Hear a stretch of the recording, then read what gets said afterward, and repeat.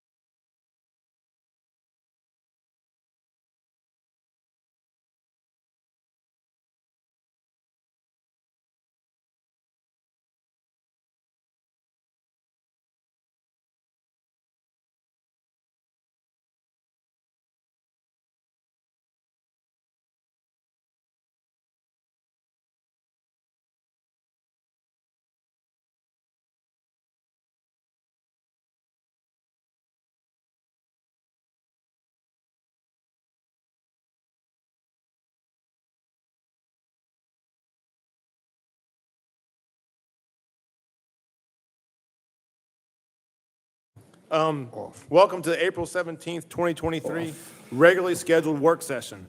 Tonight, there are 4 items on the agenda. Public comment is allowed that is germane to an agenda item. If you wish to speak, you are required to fill out a public comment card, and if you are speaking on behalf of an organization, you must fill out an affidavit that you have the authority of said organization. Please remember, this is not a time to engage the mayor or members of the city council in conversation. When your name is called, please come forward and speak into the microphone stating your name and address for the record. Public comment will be allowed for a total of 10 minutes per agenda item and no more than 2 minutes per person. Once the item is called, no other public comment cards will be accepted. Will the city clerk please sound agenda item A? Mr. Mayor, before we begin. Yep. Councilmember Moore? Mr. Mayor, unfortunately, due to pending litigation, it's been recommended that I excuse myself from participating in this discussion this evening, so I'm going to step away. Okay, thank you. Councilmember Moore will recuse himself from the discussion. If the city clerk will please. Recused, just not participating. Okay. If the city clerk will sound agenda item A. Mayor, that first agenda item is the discussion regarding Milton's personal transportation vehicle ordinance. It's going to be presented by let me first hand it over to Mr. Stephen Krokhoff, our city manager. Good evening, Mayor and Council. Before you tonight is an agenda item regarding the discussion of Milton's personal transportation vehicle ordinance. This item is placed on the agenda at the request of the City Council, and I will therefore turn it back over to you all. Thank you. I'll turn it over to Councilmember Rick Moore. Okay. This is an item that I requested, after looking at it closely, requested that we bring back up and take a look at a potential text amendment to try to make our PTV ordinance more in line with what we originally discussed as a council, starting back as early as 2019. And that's one of the reasons for putting this on the agenda. I don't know if we've got any public comment or. Do we have a presentation or anything, Steve or Rick? No?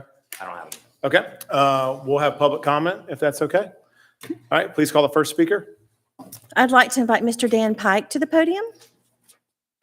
Thank you. Thank you for giving me the opportunity to speak. My name is Dan Pike. I live at 15415 Traven Manor View. The language in Milton's PTV ordinance changed the very meaning and enforceability of our 29-year-old restrictive covenant against golf carts. We're sure that wasn't their intent. In 1994, when our covenant was recorded, the word golf cart included models for transporting people like these. Very similar to the same models that you see today. This is 2022. This is 1994. And you all have this in your packet that was handed out. The function of these carts has not changed, just their name has. With our current covenant at risk from this ordinance, it's important to look at its original intent. In 2019 and 2020 council sessions, both the mayor and the city manager agreed that HOAs will have the authority to regulate or prohibit golf carts. They used the word golf carts even though the topic was PTVs. That very language confusion has created the opposite effect of the intent for the HOAs to regulate carts. Then in the 2020 session for adopting the PTV ordinance, council members and staff repeatedly stated an objective of bringing the state statute into the Milton ordinance. But again, the term golf cart in that discussion was used more often than the term PTV, again showing the confusion around the language that was used in delivering the ordinance's intent. Doesn't have to be that way. In September 2019 session, the city attorney described state PTV statute as curious and vague were two words that were used. And this is very important. Time's expired. Thank you. 2 minutes per speaker. Is that right, Tammy? Yes. Okay, thank you. Will you please call the next speaker? Mayor, I'd like to invite Ms. Karen Kemper to the podium, please.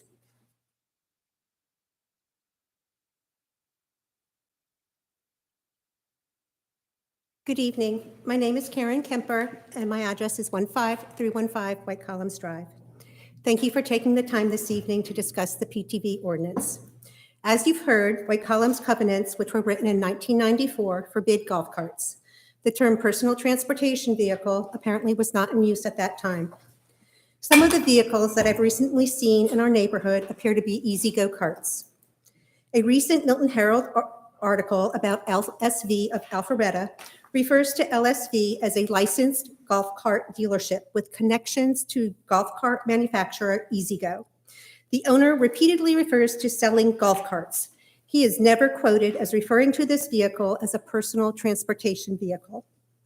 Our HOA has come to the city many times with street safety concerns about excessive speeding. Safety concerns about carts sharing streets with cars has existed as far back as the 1970s. Peachtree City updated its cart ordinance requiring carts to use paths versus streets where paths were available and built over 100 miles of paths. Our neighborhoods don't have cart paths.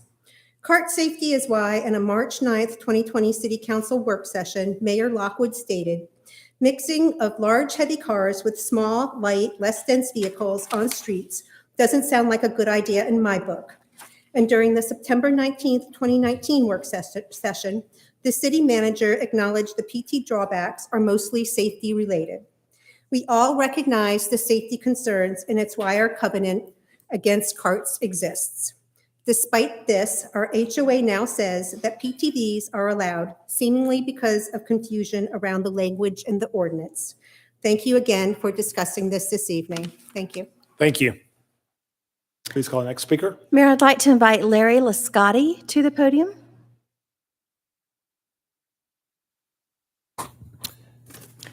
Thank you. Let me know when I start.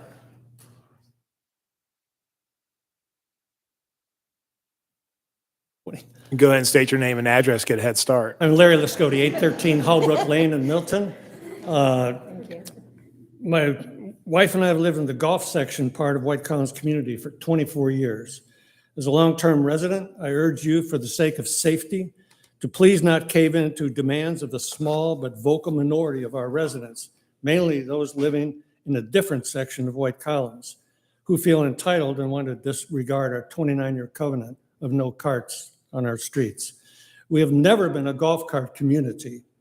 There are no cart paths in our community, just sidewalks and streets. The covenant was not set up to promote golf cart revenue for White Collins Country Club. No golf clubs in our area have policies that still allow private golf carts on their golf courses to play golf anyway. An interpretation of new definitions or terms for carts or PTVs, which could now allow PTVs on our streets, is contrary to safety, original covenant intent, and common sense. Our neighborhood has huge traffic flows in from and back out to Freemanville Road. Allowing carts or PTVs would likely cause serious or fatal accidents to both children and adults, and would cause terrible grief to drivers of PTVs or automotive vehicles involved. That's the reason our covenant was initially set the way it was 29 years ago, to allow no carts, and now the new term PTVs in our streets. I cannot live with my conscience if I do not stand up to fight the concept of allowing carts or PTVs to roam our neighborhood. So please don't risk your conscience to be devastated in the future by allowing PTVs on our streets now. And that's what I have. Thank you for the opportunity to speak. Thank you. Please call the next speaker. Mayor, I'd like to invite Dwight Jones to the podium.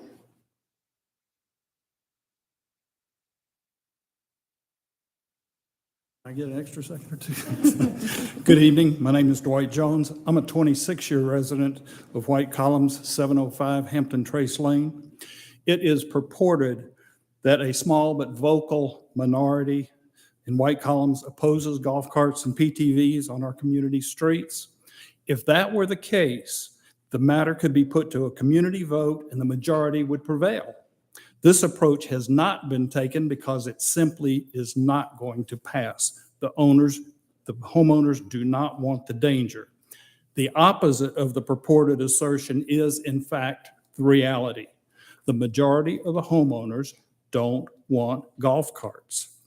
There's a clear and simple way to ensure the will of the majority, and that's to amend the city ordinance.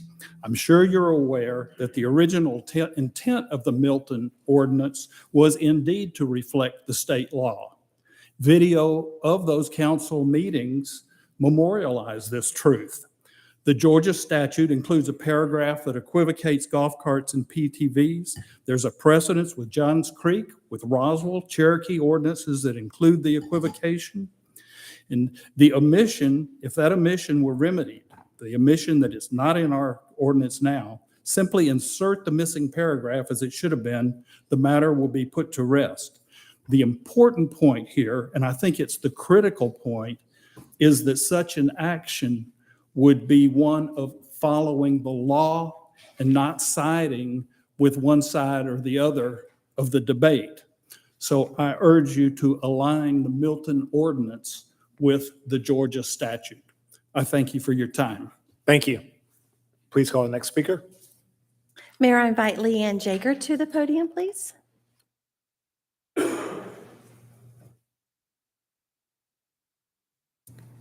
Good evening. My name is Leanne Yeager, and I live at 535 Trayburn View. Thank you for the time for letting me speak. The Milton PVT or PTV ordinance needs to be made clear so all neighborhoods within the city of Milton are protected.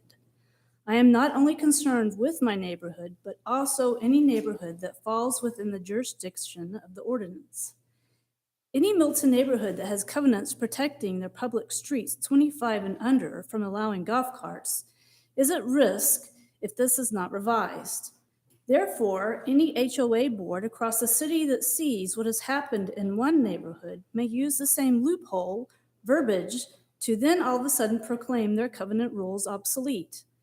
What you decide tonight and hopefully vote to approve is precedent setting for all Milton neighborhoods who don't want golf carts, PVTs, Easy Goes, or whatever you might call them, on their streets. This is for everyone and not just a few. Thank you for your time. Thank you. Will you please call the next speaker? Mayor, I'm just keeping track. Okay.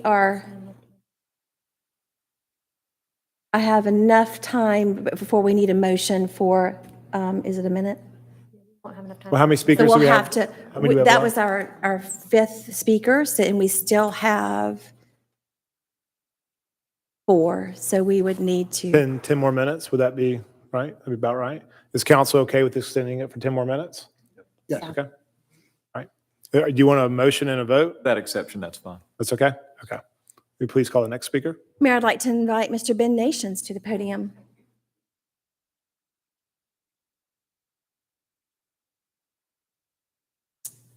Thank you. Good evening, City Council. My name is Ben Nations. I live at 310 Highlands Manor Trace in White Columns, the golf section. I'm just here to kind of voice my, I guess, disappointment, displeasure that this agenda item is even on the agenda tonight. You know, the City of Milton put together a master PTV plan. I'm sure a lot of thought went into that. Obviously, a lot of resources, time, and money went into that plan. And favorable opinion polling, you know, was part of that. And the fact that there is a small vocal minority that is very vocal in the golf section of White Columns, I shouldn't sway the city council. And I just don't think the city council should involve itself in petty HOA disputes. I think it sets a bad precedent, and that's a slippery slope. And again, the Milton group, city council, I'm sure some of you guys were involved in the master PTV plan. That wasn't a flippant decision. There was probably a lot of safety studies, a lot of time and energy that went into that. And I just think, you know, this is not a good use of our taxpayer money. I don't think it's a good use of city resources. And I just ask that you all do the right thing and let neighborhoods handle their own petty disputes and not involve yourself in this particular matter. Thank you for your time. Appreciate it. Thanks for letting me speak. Thank you. Thank you. Will you please call the next speaker? I invite Jonathan Silverman to the podium.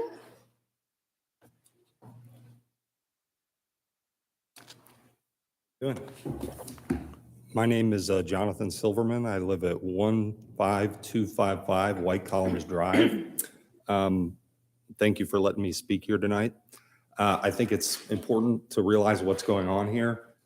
This is squarely a neighborhood issue that somehow has made its way into city council.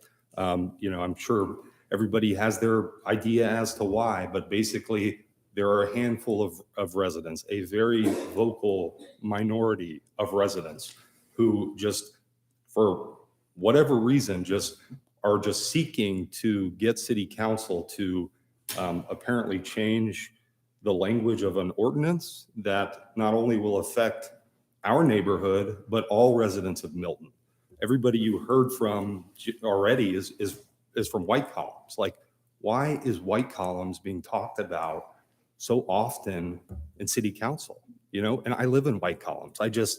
It's back on March 6th, our HOA sent a letter, a very logical, legal in nature letter outlining how, the covenants do not restrict PTVs. There's very clear Georgia law, current Georgia law, that defines PTVs and private golf carts totally separately. Changing the definition now is great. I mean, the ordinance that's in place, it aligns with state law. If you change it, there's going to be a conflict of law. If you seek to change your definition of PTVs to somehow finagle it so that we can't drive golf carts in White Columns, it's going to be citywide. The city shouldn't have that type of influence. And again, it's changing that law. There's clear Georgia state law on it. Time So I would expired. ask that you don't take any action on this. Thank you for your time. Next speaker, please. Mayor, I invite Tim Becker to the podium, please. Okay.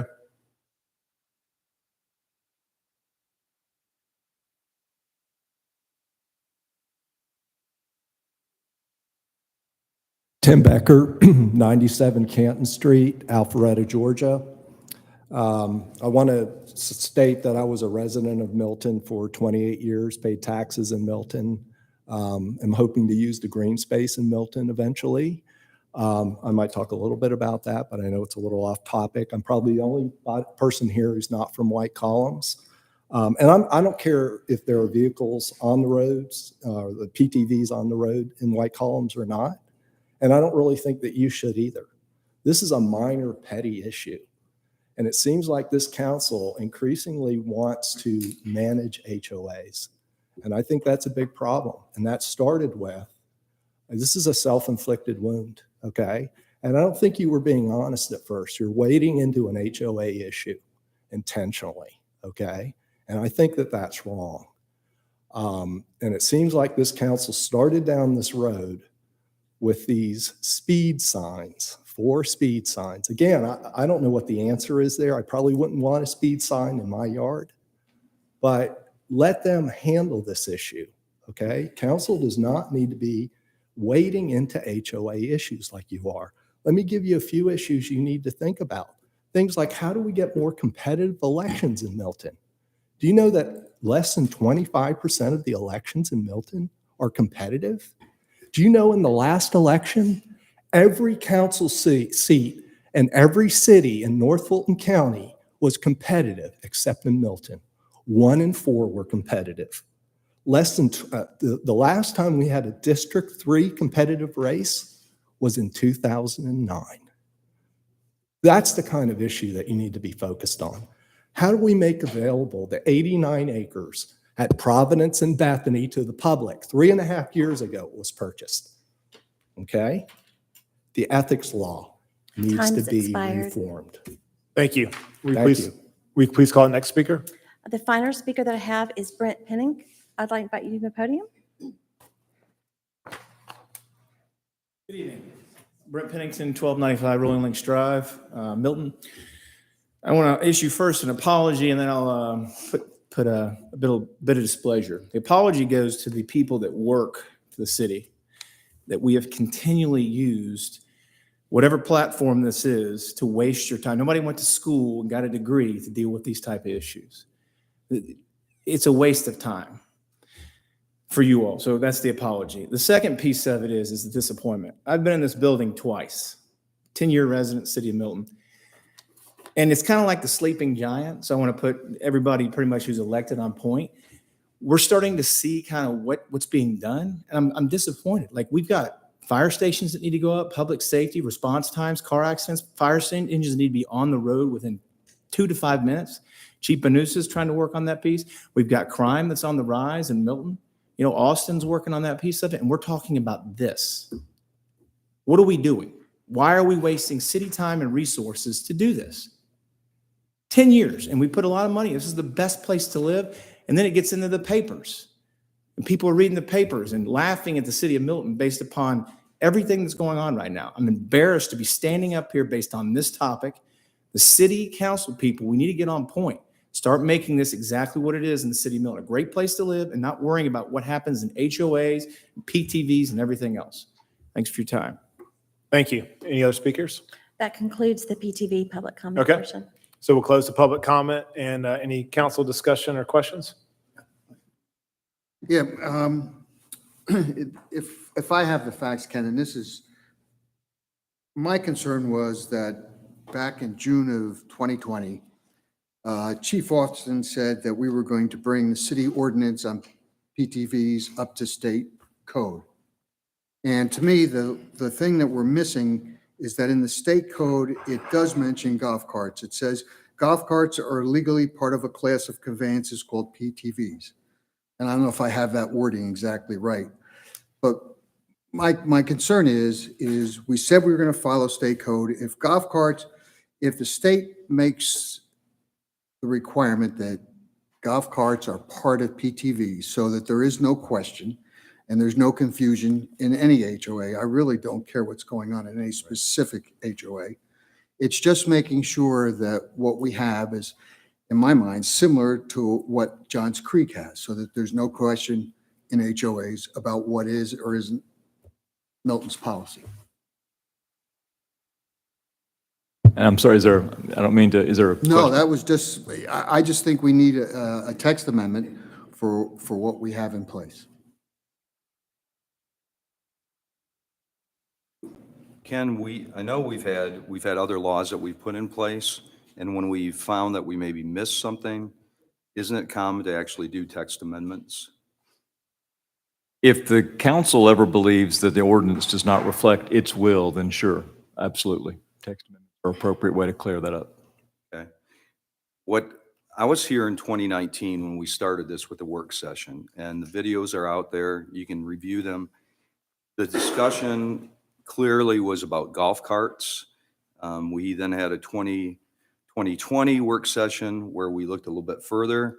A lot of that discussion initially was about golf carts and a golf cart ordinance for Crabapple. That's where we started talking about is, and then we decided to expand it when we did our ordinance to allow it to be across the city, but we did restrictions. We put in the state restrictions about what vehicle, motorized vehicle, what are the things that we need to have, like a minimum of 4 wheels in contact with the ground, not capable of exceeding speeds of 20 miles per hour, minimum weight of 1375, not capable of transporting more than 8 people, had to have seat restraints or belt laps. There were a number of things that we put in there. The one thing we did not address was the issue with the law changed in 2012 where the state stated that golf carts, even though we all talked about golf cart ordinances, and our police chief even called it our golf cart ordinance, even though it said PTV. That's what we're here talking about tonight. This is not about trying to control, get into an HOA, their business. I don't want to be involved in an HOA's business.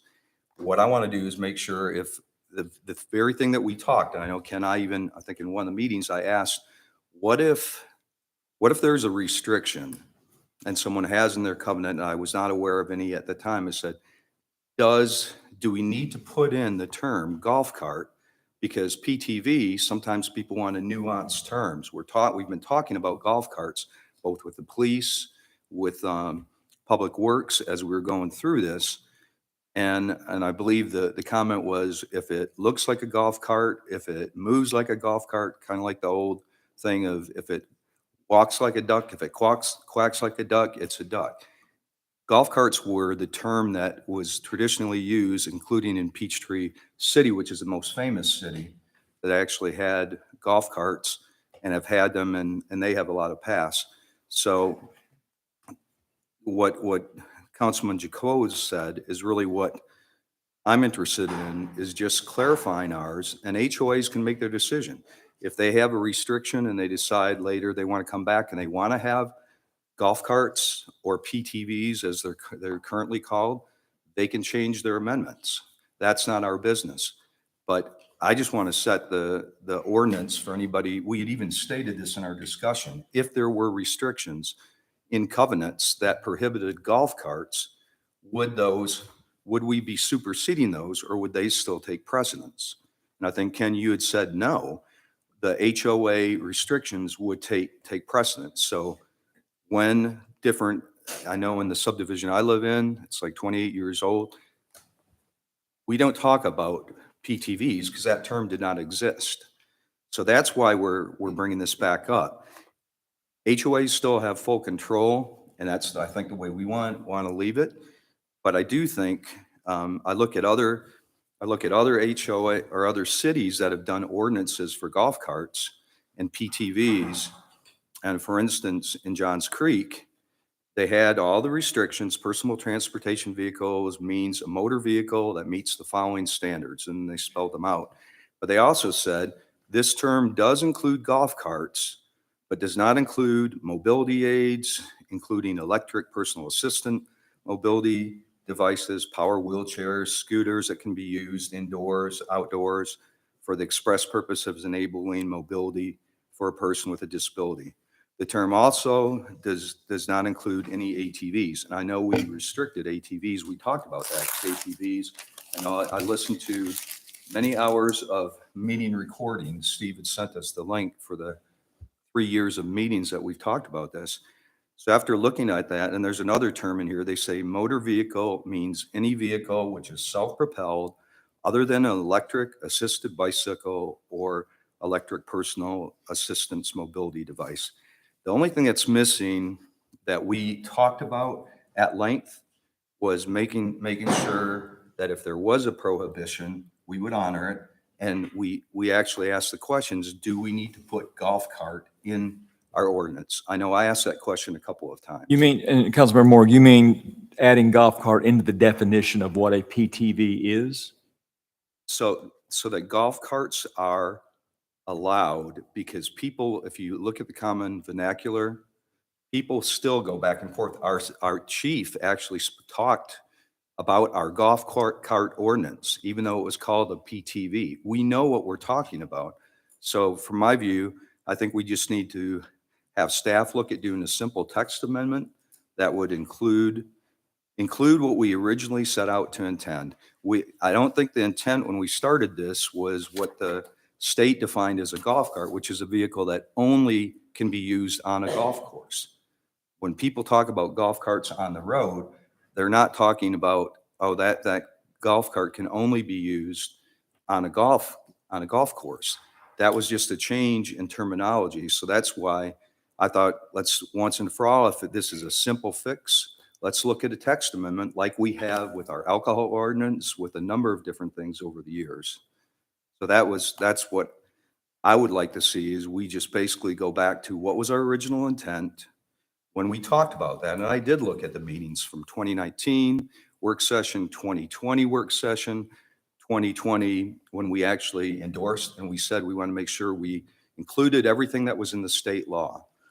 So I think the intent, when you go back and you review, and I was in those deliberations, we knew what we wanted to do. We basically just want to say golf carts, sometimes called PTVs, sometimes called golf carts, that vehicle that's motorized and meets this definition, we just want to make sure that those can be on our streets. And then if any HOA has restrictions, or they already include and say they can have them, that we honor those HOA rules. Okay, well, on the first one, I think, city could actually act. I mean, the city wants to modify its code, it can do that. If we have this creature of devices called personal transportation vehicles, we have emulated state law with respect to that. That's in our code. So I'm going to really fixate on the code here more than state law. Don't get me wrong, there's some symbiotic relationship, obviously, because it is the state code that gives us the authorization to allow these on public rights of way in the first place. And the state code doesn't talk about golf carts on the public road. It talks about PTVs on the public roads. All right, so to the extent that, we want to talk about building that into our code, we can. If we wanted to add language, council, that said a PTV, that we, by the way, define fairly strictly. I mean, I'm looking at our code right now. It's minimum of 4 wheels, capable of certain ground speeds, weight, not more than 8 persons. And then, in addition, to be a PTV, you've got to have like 10 different safety devices built onto your cart. All right, so if we want to say that a PTV is a golf cart that meets all those definitions, we can do that. We could add that in there. But legally, it's a PTV. Does that make sense? A golf cart that meets all that criteria is going to be a PTV as well. Ken, if you don't mind, and kind of going to your point, can you take us back in time? Because only Councilmember Morig and I were on council when this first started. Yep. Can you go back and tell us what council's intent was, what ordinance was written, what state code is? Because my question is, did we create something to override their covenants? Like, did the city of Milton, did we affect their covenants? Well, no. I mean, and covenants, their covenants. There's a lot of covenants in Milton. I guess there's 200, close. Yeah, so and we don't review covenants when we adopt ordinances, and I don't think anybody. So how does ours and state align? Well, they align very closely. I mean, they align very closely. They do what I think the intention was, which is to authorize the introduction of PTVs on state or public roads. We did not build in the nomenclature of golf course, and of course, our golf cart, and I, of course, agree with Councilmember Morig. There is the colloquial, and then there's the legal. And the colloquial term golf cart is what people think of, I think, when they talk about these PTV animals. I do get that. I mean, I understand that, and that's why in the discussion, people would probably use those terms synonymously, is because that's what they're thinking. So, but I don't, Mr. Mayor, the council, of course, took no action to imperil anybody's covenants. That was not the intention, and candidly, I don't know. I will say this, it is very difficult for me to speak on what the intent of the council is, because there's 7 of you, and you all may have your own individualized intention. But I think generally speaking, the idea was we wanted to take advantage of the rewrite of the law that allowed these to be introduced on public roads. General Assembly gave us that power. We were simply taking them up on it. Was I incorrect? Is there not a statement in state law that says golf carts are legally part of the class of PTVs? I'm not aware of it being stated that way. I'm aware of under the model rules of the road, a definition of golf carts, and I'm aware of a definition of PTVs. I am very mindful that the definition of golf cart would fit nicely under the umbrella of a PTV, but it's going to have these additional things we talked about under state law to include the safety apparatus. If you were to ask me to give my dissertation on the evolution of the law from the Peachtree City all the way to the current and the grandfather, I can do that. It'd be a minute. But I think that was the reason. As these devices became more popular, the General Assembly said, all right, there's this demand for these devices. People want to use them. And there's these jurisdictions that sort of have this historic trajectory of allowing them, like Peachtree City. So we're going to grandfather those in. And if you look in the state law, you'll see this reference to any code that existed prior to 2012. Those transportation devices, golf carts, can continue to be on the road. But in the future, if it's a new ordinance, a Johnny-come-lately jurisdiction, those have to have this new safety apparatus for the PTV. I think that's the line of divination. It was back in 2012. When we were going through this back and forth, it was to allow each HOA to determine if they want them or they don't want them. Right. I mean, that was kind of okay. I mean, again, it wasn't on, necessarily on my radar what an HOA was going to do with this one way or the other. I was sort of focused on the public right of way. Right. And don't get me wrong, public right of way means within a lot of communities as well, but I wasn't as focused on covenants. If the question is can we add that reference in there into PTV definition? The answer is yes. but we still can't let it operate on the road until it meets the other safety criteria, if you get my meaning. And does that contradict state law, or are we perfectly? No, okay with we're it? going to have to be consistent with state law Okay. because it's the state law that gives us the authority to adopt this ordinance in the first place. So we've got to make sure that it complies with that. I think the issue that I'm struggling with is the nomenclature. We're saying, when we did this, we knew, I can tell you, what, it's the things we see driving around on the street. It's what we see in subdivisions. Those were called golf carts. When we came to do our ordinance, throughout the majority of the discussion, including our public safety folks, we would talk about golf cart ordinance. Even after we passed it, it was called the golf cart ordinance. The issue we have is the state redefined what a golf cart was and what a PTV. So what used to be a golf cart now is a PTV. And that's a golf, because they defined a golf cart as something that can only operate, transport people around on a golf course. Well, that's not what we were talking about when we said a golf cart ordinance. We weren't thinking about taking what can only operate and carry your clubs. We were talking about the vehicles that would be roadworthy, that would meet all these requirements. And I think the state attempted to do that because they became more popular. They said, well, if it's going to be on the road, you need to have all these things.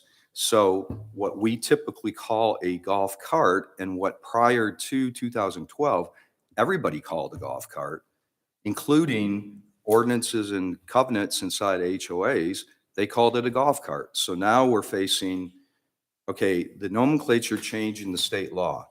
Our intent, I know my intent when we had that discussion, was the same thing we're calling the golf cart and now calling the PTV. They're allowed in zones if they meet these requirements that are 25 miles per hour or low. But we also said in that discussion, I can go back and cite or dig through the meetings where we talked about it. We said we do not want to negatively impact. If I even asked that question, what if an HOA has a restriction? We're saying PTV, do we need to put golf cart in there? And we kind of said, well, no, we don't. We don't need to do that because we know that's what it is. But when I looked at other cities, like Johns Creek, they didn't have a pre-existing before 2012, but they had subdivisions. They added the term does include golf carts when they did their PTV. Roswell did the same thing. They included it. Cherokee included it. And that's all I'm saying is we need to just, in my view, clean this up. And then it's out of our domain. Then we fixed our ordinance to say what we originally intended. Those of us who were here, we talked about safety, we talked about speed, we talked about what was required. We spent a lot of time going through that. But the assumption was we knew what we were talking about. It just didn't make it into our ordinance. And I think I don't know how other people feel, but I think it's a pretty simple fix. We're not going to change the whole ordinance. It's just an amendment to correct where the term is. And then if the HOA has a restriction and they just so decide, hey, we want to get rid of that restrictions, that's within their purview. They can go ahead and do that. They can talk to their neighbors and say, we want PTVs. Let the neighborhood do what they're doing. If their current covenant says you can't have a golf cart on the street or PTVs, if we fix this, then it puts it back in any HOAs. They still have the power to change it if that's what they want to change. That's why I wanted to discuss it, because there's been a lot of stuff going back and forth. I do not want to get into the middle of HOAs. That's not what we're doing up here. That's not what I'm trying to do. I just think we missed something in our ordinance. We fix this, then it puts it back, and HOAs know what it means. They clearly know.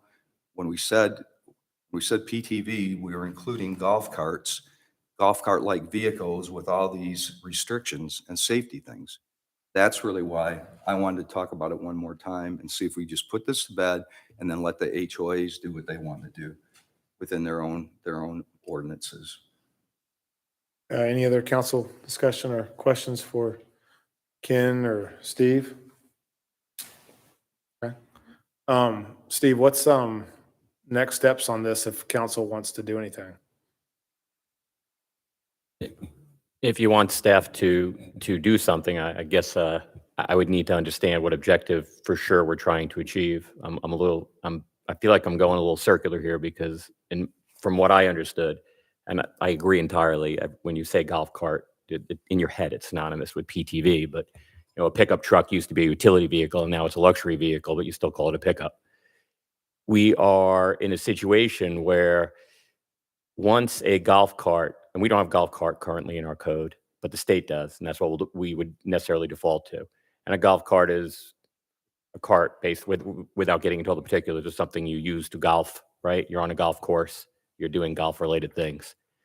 The minute it drives off the golf course, it's one of two things. It's either still a golf cart and it's not street legal because it doesn't have the improvements that Ken just went through. And then you're not allowed to drive it on city streets. Or it is street legal, which means it's now a PTV.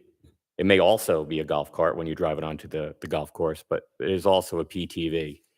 And I don't, considering the discussions that have gone on tonight and some of the comments I've heard, I don't see it clearing up the situation because it's still a PTV. The minute it is street, the way I'm interpreting it, the minute it is street legal and driven on the street, it goes from being a golf cart to a PTV. If the city council wants to redefine golf cart in some manner or PTV in some manner, as long as it aligns with the state code, I don't know how by introducing a section regarding what a golf cart is, it's going to solve the current situation. So I'm a little, I think I know what you're trying to do, but I don't think it's going to do anything. Ken, can you go to Steve's point when he confirmed what a golf cart and a PTV once it's Well, all right. street So, legal? yeah, and looking at some of these draft ordinances from Johns Creek and Roswell, let's just take the Roswell one, for instance. Personal transportation vehicle, parenthetical, to include golf carts meeting definition.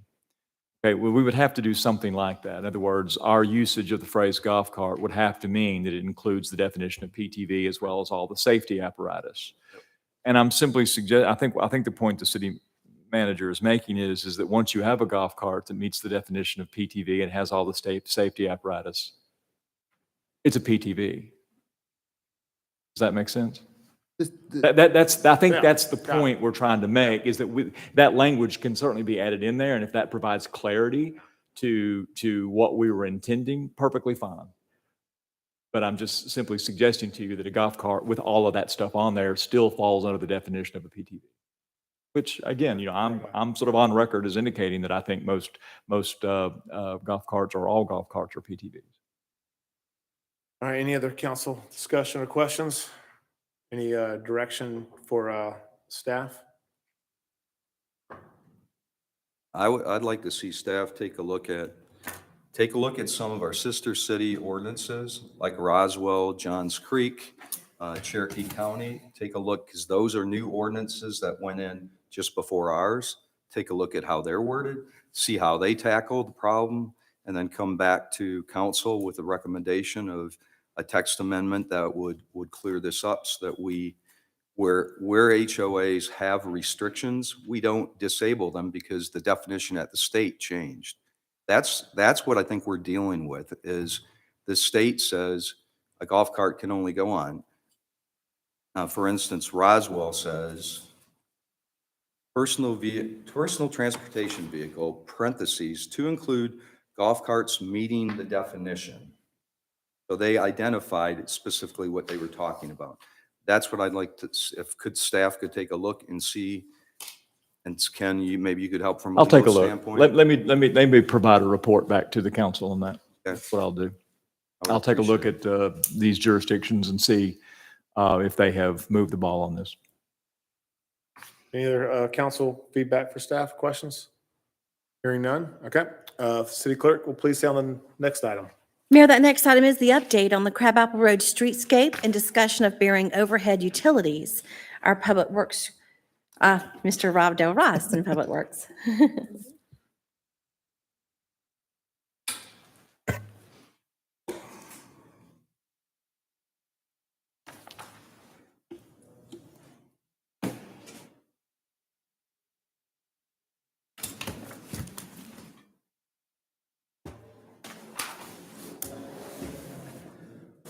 For my presentation to come up on the screen. Good evening, council.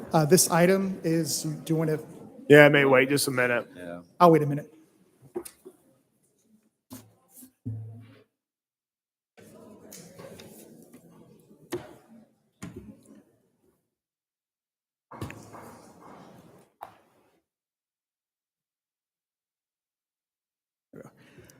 Good evening, everyone. This next item is a presentation and an update for you on one of our capital projects. I'm going to be presenting it and describing the choice that we're going to need you to give us guidance on.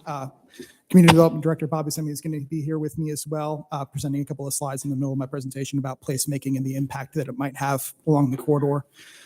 What I'm here to talk about tonight is the good news is our design of our project is complete. We're ready to start right-of-way acquisition. We're ready to start construction on this. I keep talking to Anita.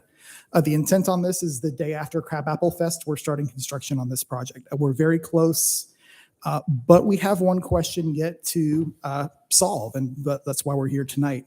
We have a property owner, the south side of the road, TriStar in Crabapple Station, who asked us several months ago, back in 2022, to consider burying the utilities along the south side of the road. It is an expensive ask, but if we're ever going to do it, now's the time to do it. This project would be able to deliver that look much cheaper as part of a bigger project than if we ever did it in the standalone. In addition, when we start looking at things like trees and landscaping and amenity areas, some of those choices would definitely be impacted depending on whether we want to bury those utilities or not. The graphic you see on the screen showing the 2-block current project limits going from Itasca to Lacoma and Marstow with, you can see my cursor, with a pedestrian hybrid beacon crossing, similar to what you see in downtown Alpharetta and Roswell, at Dunbrody Avenue, going basically from the Old Blind Dog over to the triangular island at the intersection of Dunbrody. You've seen this graphic before. This is our current concept. Like I said, design is complete. The only change you'll note, the red dashed line at the bottom right corner represents the city limits. So most of the graphic you see is in Milton, with the exception of the Goddard School and moving east along the south side. You've seen this graphic also before. This is a concept of the landscaping and some of the amenities that we're planning on doing along this corridor. Couple pictures just showing you what we're looking at. This is the north side of the road. Looking west back towards the roundabout at 372, you'll see larger trees behind the sidewalk, then a grass strip in front of the sidewalk, and no utilities. The other side of the road has significantly smaller trees. That's because they're routinely chopped off by the power companies to keep them from growing too tall. You'll see multiple utility poles. There's approximately 4 or 5 along our 2-block stretch between where we're standing right now, which is close to where that crossing will be, going back to the roundabout at 372. This is a picture again on the south side of 372 looking east towards the section in City Alpharetta, and then back towards you can kind of see where my cursor is, the Shell station there on the left, and the traffic signal where 372 makes the left turn. So the key decision and the guidance we're looking for from you tonight is there are several different options we can talk about if we want to consider burying these utilities. Again, now is the time to do it if we ever want to. There is a possibility for partnerships, and we'll talk about that a little bit later. But it is a significant expense, and it also is a significant schedule impact, which is why Sarah and I really wanted to make sure we have an identified scope and make sure you want us to move forward with the current scope without burying it, or whether you want us to take a second glance and include some of that utility burial that would change the scope and potentially break the project into 2 phases. Next, I'm going to invite Bob up here to talk about placemaking and economic development.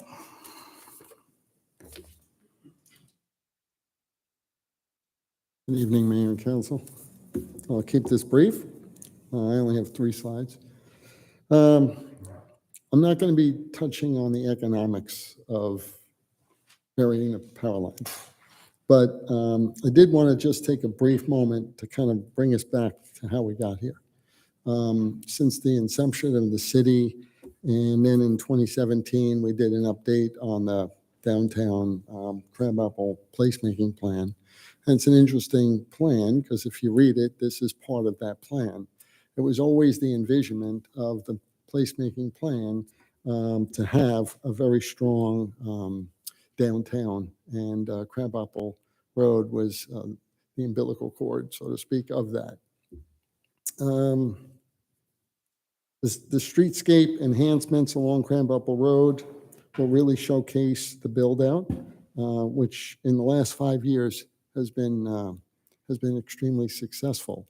So, I mean, we did the plan, and then we were hoping that the plan would work, and it has. So I could report to council tonight that you've seen the build-out, and it's been really a great build-out. It's made our downtown.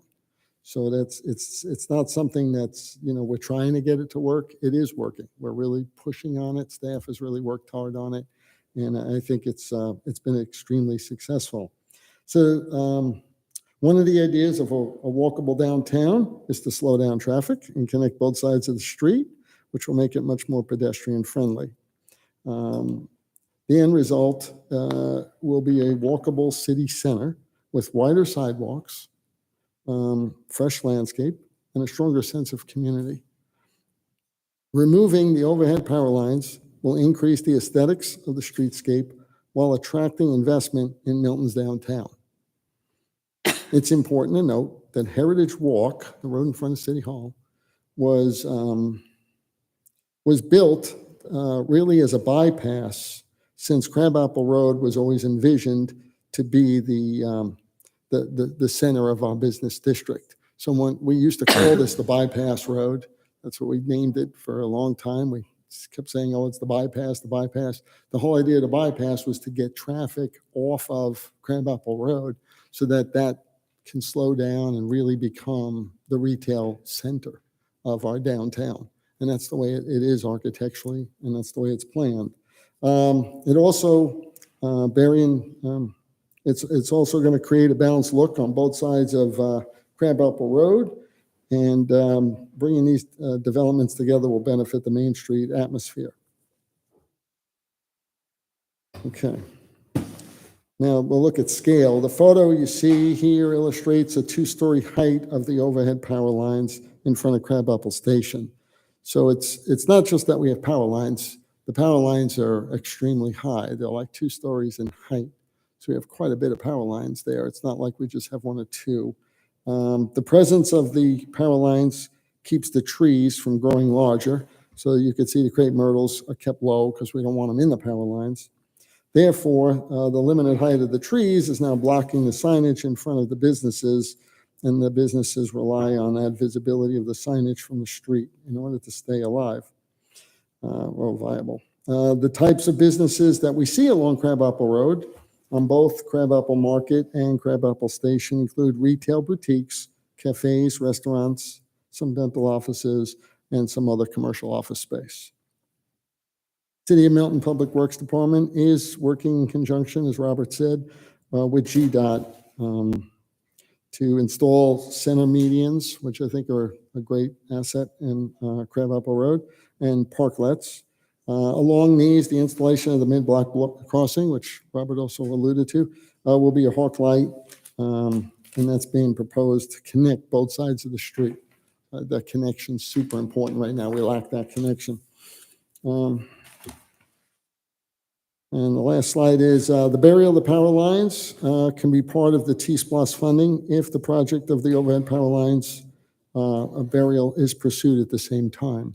So if they bury the power lines with this project, it's my understanding that you can utilize T-SPLOS funding for it.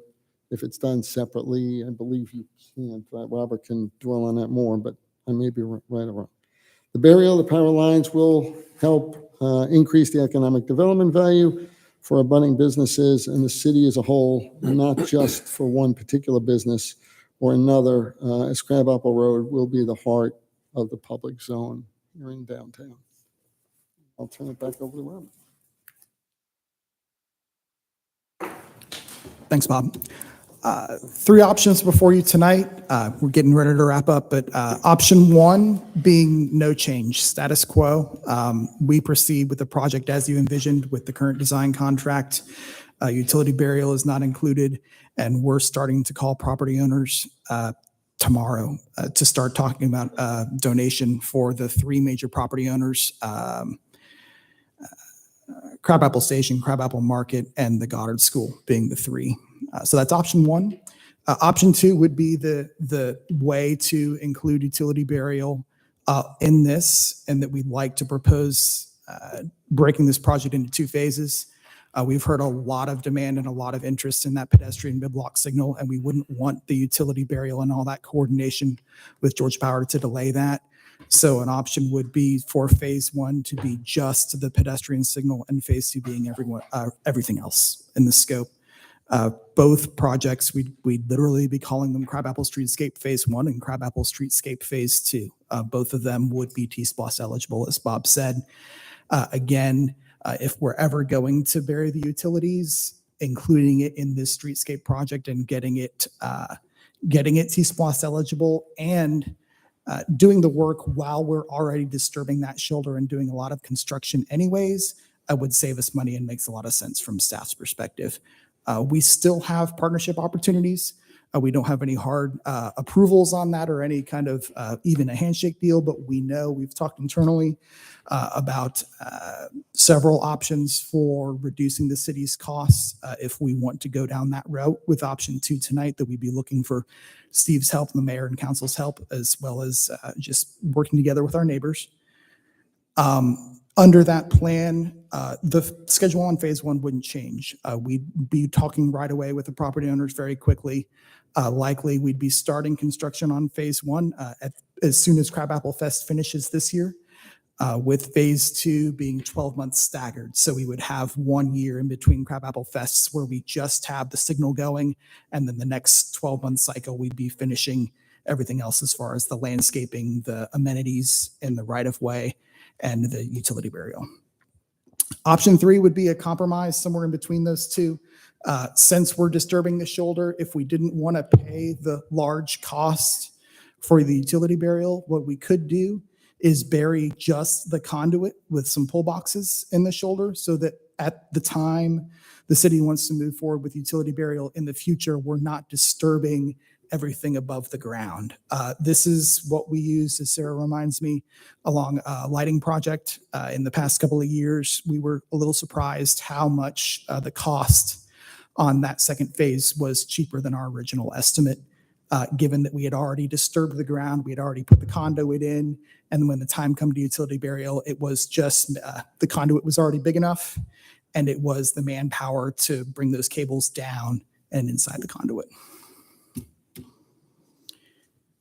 That concludes my presentation. We're open to any questions you might have. Any public comment, Tammy? Not on this item, Okay. sir. Council discussion or questions? Rick? If you go back to the previous slide, Robert. So option number two says that we could have partnership opportunities with the businesses. We could have. We've talked internally about partnership opportunities with the businesses, specifically the TriStar, the owners of the south side of the road. In addition, my understanding is we'd be talking to the city of Alpharetta if they were interested in partnering and extending our limits further to the east. That takes care of the corner. To get us all the way to the signal instead of leaving those last 3 or 4 poles. In that corner. Okay. Correct. And did you say you've had feedback or you've talked to the businesses, or that's something you would go, depend on what we do, and try to get their input? So we're waiting. We're gonna bring whatever guidance we hear tonight back to them. They're aware of the cost. Okay. These aren't exact words from TriStar, but they're open to discussion.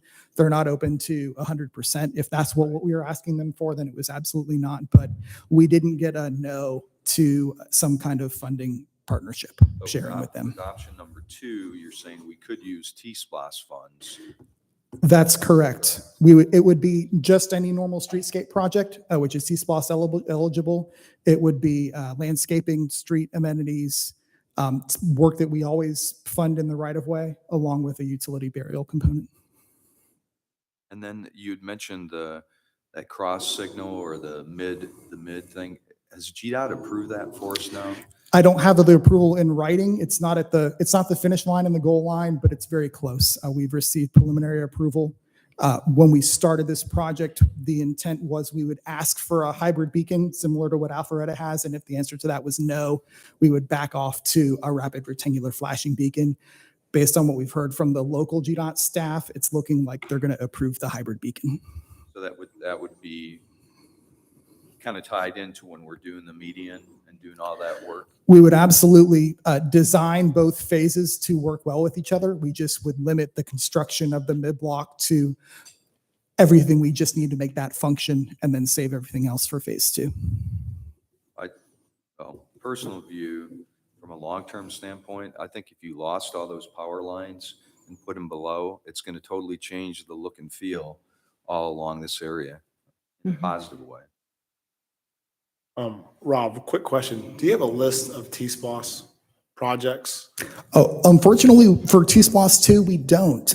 We have the project list that you approved prior to the vote in November identified one single project, and that was Cox Road, and the rest of the $35 million are broken out into programs. For example, you have $3 million for intersection safety, $3 million for bridges, $3 million for bike ped. One of the key takeaways from the comprehensive transportation plan that we just signed last week was to help us identify what those projects are. So it's not an easy thing for me to say, if we spend $3 million on this project, we won't be able to do $3 million on another project. But $3 million is a significant project for us. It's definitely one less roundabout. It's one less turn lane improvement. It's a significant bike ped project that we wouldn't have instead of doing this.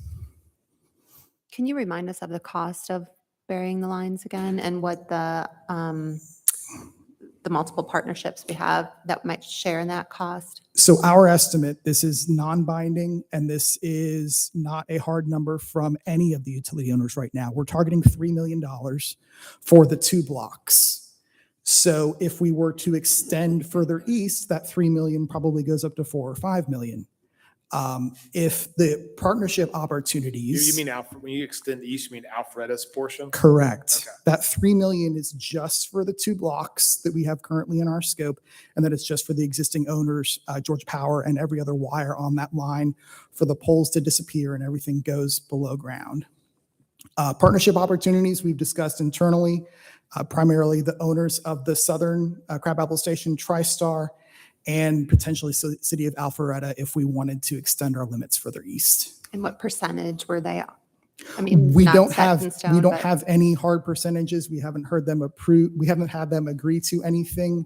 All we have right now is a no to 100%.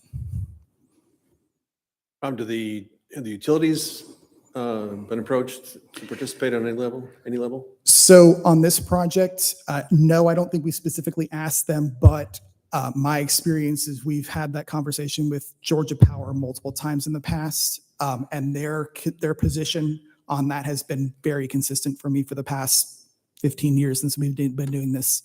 It's very difficult for Georgia Power under the Public Service Commission to justify increasing dollars on other ratepayers outside of Milton to pay for that cost when it's just a function of betterment and it's not a core function of delivering the power. It's just an aesthetic choice for the city to either want to do or not want to do. So typically, Georgia Power puts 100% every penny of that onto the local government that's wanting to do it.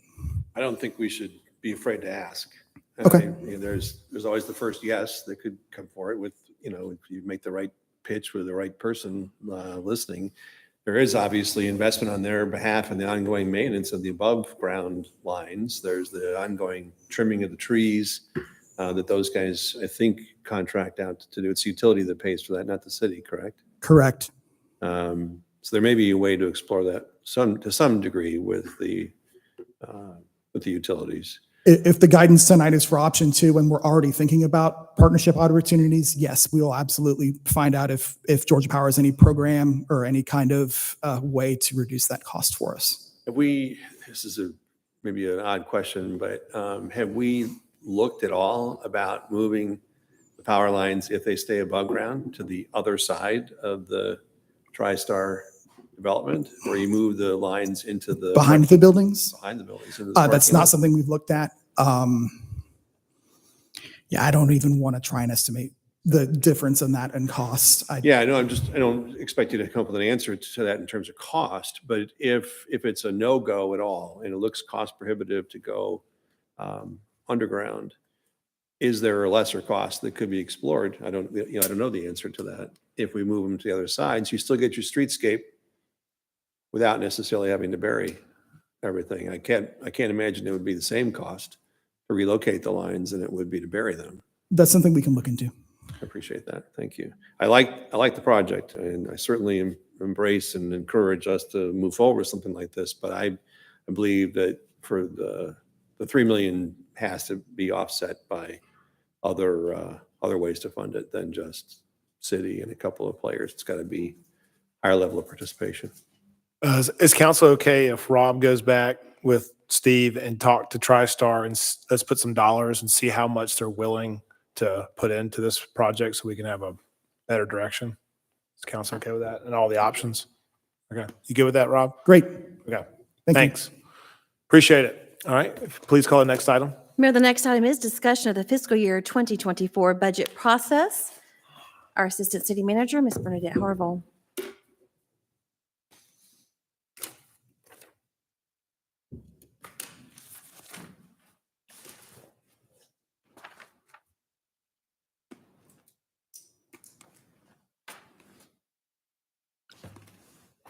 Good evening, Mayor and Council. The fiscal year 2024 budget process has officially begun. Tonight, we will be the first in a series of meetings where staff will be seeking council feedback on several aspects of the existing 5-year operating forecast, as well as the 7-year capital improvement plan, in order to better inform our work over the next few months as we prepare the proposed FY 2024 budget for council's consideration. We will review the overall objective of this new approach for council input. Then we will review the timeline for these sessions in order to provide council key information in preparation for the upcoming millage rate hearings, as well as a scheduled budget workshop in August. This process will also allow for additional opportunities for public comment and feedback throughout this process. And tonight we will discuss the pay-as-you-go funding plan, which was approved as part of the 7-year CIP last summer. Per Milton's code, the plan is to be updated annually, and the feedback we receive over the course of these meetings will inform this year's updates. The first 2 projects on our discussion list will be Fire Station 45 and the new active athletic complex on Hopewell Road. Afterwards, we will discuss opportunities to utilize TSLOS 2 funding as opposed to operating funds from the PAYGO program on 2 projects. Then we will go over next steps in the process once more and obtain any final feedback from council this evening. The overall objective of this series of meetings is to engage council early in the budget process in order to obtain feedback and guidance. We will do so by reviewing some of the existing major capital projects to ensure the phased plans match council's vision, and we will update the budget allocations and timelines if necessary. In a future meeting, we will also review the 5-year forecast, including revenue projections and expenditure anticipations, so council will be involved and informed leading up to the summer's millage rate hearings, budget workshop, and budget public hearings. Staff has prepared the following timeline to obtain council's input on these items. Tonight, we will review the projected costs for Fire Station 45 and the new active athletic complex on Hopewell Road, and finally, we will go over some potential operating fund savings available through TSLOS 2. Next Monday, April 24th, we will have a detailed discussion about the phased plan for Providence Park, as well as the plans for Milton City Park and Preserve active and passive projects. At the first meeting in May, we will review plans for Birmingham Park and discuss the trail prioritization plan. And then at the May 8th work session, we will go over any funding considerations that come out of these series of project overviews, and we will update the project prioritization plan. On May 15th, we will review all feedback received and wrap up the capital improvement plan portion of the budget input sessions. As we move into June, staff will present the 5-year operating forecast, including a review of revenue projections and expenditure anticipations. In July, we will obtain council feedback on the operating budget as we begin the required millage rate hearings. Please note the dates of these meetings are contingent upon the receipt of the preliminary digest from Fulton County, but historically, this timeframe has been which we will hold these meetings around July and August. As in years past, we will hold the budget workshop in August, where we will have a draft of the entire budget ready for council review. And we'll have 2 public hearings in September, and final adoption of the fiscal year 2024 budget is scheduled for September 18th. Before we begin discussions on the individual capital projects, I would like to take a minute to review the concept and purpose of a CIP, as well as Milton's PAYGO program. A capital improvement plan, or CIP, is the all-encompassing plan that assists with the planning, acquisition, and financing of capital projects. Milton's code calls for a 5-year plan, but for some time, staff has published a 7-year plan in order to provide a look a little further into the future as we look out years ahead to make considerations for long-term planning. The CIP includes all funding sources, operating PAYGO funds, grant funding, impact fees, bonds, etc. The pay-as-you-go portion of the plan, that which is funded through operating transfers out from the general fund, is supported by general fund revenue collections. You can see on the bottom of this slide our interfund transfer projections through fiscal year 2027. The FY23 budget figures will be updated in the upcoming budget amendment to be presented in May, and the discussions we have over the next series of meetings will inform any potential changes to the 2024 through 2027 figures listed as operating transfers out to the Capital Projects Fund and the T-SPOS Fund as well. Please note the transfer to the Revenue Bond Fund is related to debt service payments due each year and cannot be altered unless the bond is refinanced. Here you have the list of projects that we'll be discussing at the next 2 meetings. For each project, staff would like to go over the work has been accomplished to date, as well as those items called out in the corresponding plans that remain to be completed. We will discuss the current budget and projected costs for the pending work. At these meetings, staff will be seeking input from council in the form of 3 feedback categories. The red category is a portion of the plan that, regardless of cost, council is not interested in keeping in the plan. The yellow category is a portion of the plan that council would like to consider based on additional information on costs or other considerations, like work to be completed at another site. And finally, the green category is a portion of the plan that council would like to keep in the plan, and we'll be back before you on May 8th at that work session to prioritize a timeline for all of this work to be completed, as well as take into consideration any of the yellow categories for projects that may be moved to green at that time. I will pause here to see if you have any other questions or feedback about the process that we'll be utilizing? Just back on the schedule, Mhm. when is the tentative, when we always end up having to, before we approve the budget, we end up having to vote on the millage rate. What date are we looking at that? So historically, we have received the digest late June, early July, and then we come before you as soon as we can, that next series of meetings. So we have them scheduled there for that July timeframe. In early August, we typically have the vote. Years past, it has been a special called meeting for the final vote right after that work session where we have the full budget overview. So in theory, we'll have more information for you throughout these meetings, that you will have more components that we will be talking about leading up to that meeting. And then you will see the full budget, then vote on that millage rate. So But draft budget. So are we looking at August, September, what? August. So the August work session, I believe, is the 14th. Yeah, August 14th work session. We would have the final millage rate hearing after that overview. This schedule puts us about a month ahead of where we historically have been. So you should have all the information you need when millage rate time comes. Excellent. Any other questions? So tonight we have 2 priority projects to discuss that do not have any decision points to be made at this time, but we just wanted to go over them. The first is the planning, construction, and outfitting of Fire Station 45, which will be located on the southeast corner of Providence, New Providence, and State Route 372 roundabout, just north of City Hall. Before you is the estimated project cost, including planning and design, construction, and furniture, fixtures, and equipment, including the incorporation of exhaust extractors, the fuel master system, and the Purvis alerting system, which can be found at each of Milton's fire stations. With the loss negotiations complete, staff have updated revenue projections, and those funds, along with reserves above the required 25% threshold, have been included in the upcoming budget amendment transfer to this project. If approved by council, Fire Station 45 will be fully funded through the PAYGO program in fiscal year 2023. Our project lead, Robert Del Ross from Public Works, along with Fire Chief Geba Musa, will be before you later this summer or early fall for your input on a concept design. But we wanted to let you know that this project is underway and again will be fully funded if that upcoming amendment is authorized by council.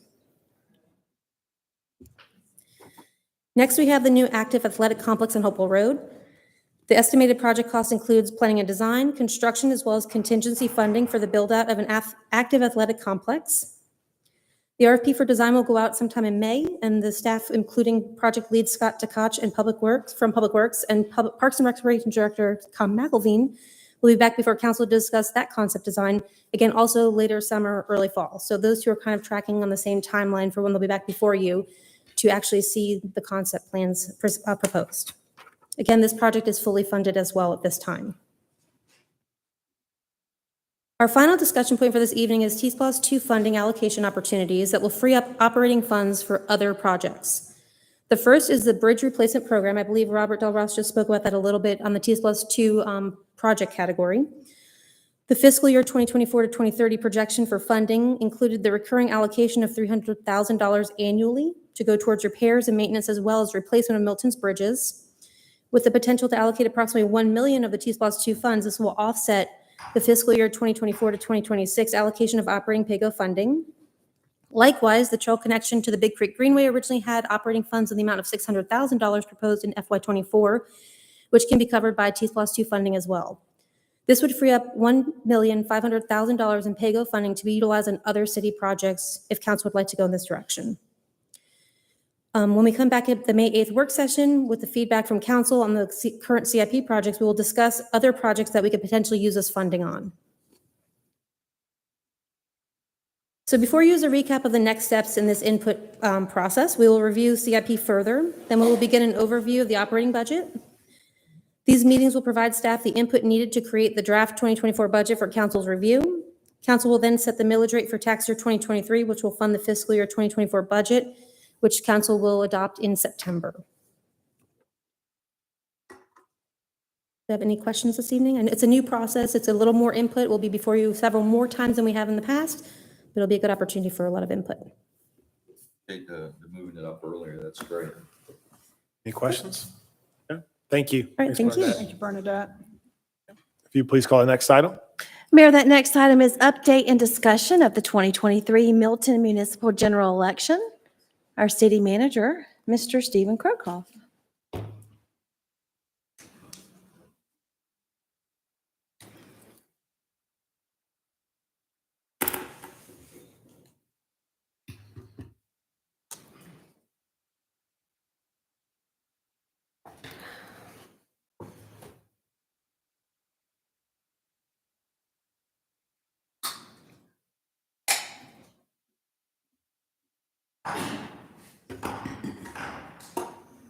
Good evening, Mayor and Council.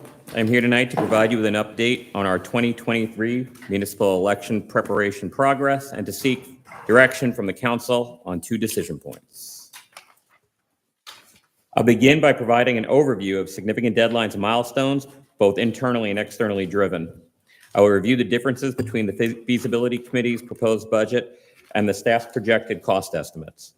Next, we'll be seeking direction regarding ballot scanners versus hand counting votes, and we'll revisit the number of polling locations on election day, and we'll conclude with what's coming next and an opportunity for any further questions. Take a quick moment to go through the key terms. I know we just did this, but real quickly, advanced voting, the 3-week period before election day, synonymous with early voting and advanced in-person voting. Council districts, the 3 council districts within the city of Milton where council members must reside. Election day, the first Tuesday after the first Monday in November in odd-numbered years for municipal elections. Milton voting district, for Milton municipal election only, this is a group of precincts that are assigned to the same polling location. A polling place, the physical location where voters cast their ballot, synonymous with polling location, and precincts, a group of voters from a geographic area that vote at a common polling place. Next, we'll quickly go over some deadlines and milestones. This is some of the external deadlines by which we are regulated. This is a high-level view, but one that highlights crucial deadlines for us to be aware of. Here are some of the internal milestones that we need to meet to be successful with our external deadlines. Under the status column, green indicates that the task is on track to meet the deadline. Yellow indicates concern or an approaching deadline. Red indicates delayed or past deadline, and blue indicates complete. The 3 tasks in blue are complete, which include appointing of an election superintendent, appointing a qualifying officer, and approval of an AGA to borrow equipment with Fulton County if we so wish. There are two tasks in the red. One is getting the new council districts to Fulton County, and the other is related to election day polling locations, which is on tonight's agenda. Let's move into the differences between the feasibility committee's proposed budget versus the staff's cost estimating. Before I begin, I'd like to reiterate to the council that any differences between the feasibility committee's recommendations and that of staff are not meant to communicate any disrespect regarding their work. They did an excellent job, and we're only here today because of them. However, staff has the ability to take a deeper dive into each facet of the election administration and have since discovered a few things that affect costs. The cost estimates utilized last Monday include certain assumptions on facets of the project that remained undecided by the council. Included in those assumptions was the utilization of ballot scanners, an item on tonight's agenda. I will go in order of the cost groups. Oh, let me go backwards. I'll go in order of the cost groups as you see them on the slide. So I'll start with recurring costs, general. There was a variance of $7,779.32, which was an increase in the staff cost estimate that was driven as follows. Staff learned that there will be a minimum of $50 charge for the delivery of the ballots. Staff learned that there will be additional advertising requirements, including a call for election, notice of computation and canvassing, and logic and accuracy testing, though that's depending on whether or not you choose to use scanners. The variance in that line was $600. Dominion services, and this is, again, only needed if we go with ballot scanners. That's being presented also this evening. It appears that the committee included $3,850 for this, but staff added another $5,600 based on what we've since learned. Some of these costs include programming, logic and accuracy testing, and on-site services. Staff added an additional $29.32 to postage, which accounted for actual forecast of postage times the 200% of the greatest number of absentee ballots mailed in the past. General supplies were reallocated under the section in the amount of $1,500. $500 was reallocated from reoccurring costs on election day per location, and the additional $1,000 was various additional expected supply needs. I'll now move to one-time costs, general. There was a variance of $7,000, which was an increase in the staff cost estimate. And this was for the election consultant. The committee budgeted $13,000 for election assistance, and council landed on $20,000 for an actual consultant. I will now move to recurring cost, advanced voting. There was a variance of $4,945, which was an increase in the staff cost estimate that was driven as follows. Staff learned that we must treat polling staff as employees, which requires us to pay Medicare and Social Security for an additional $1,419.91.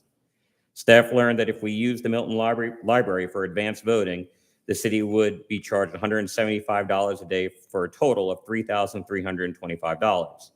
Council has since directed staff to utilize City Hall, so that increase will no longer exist.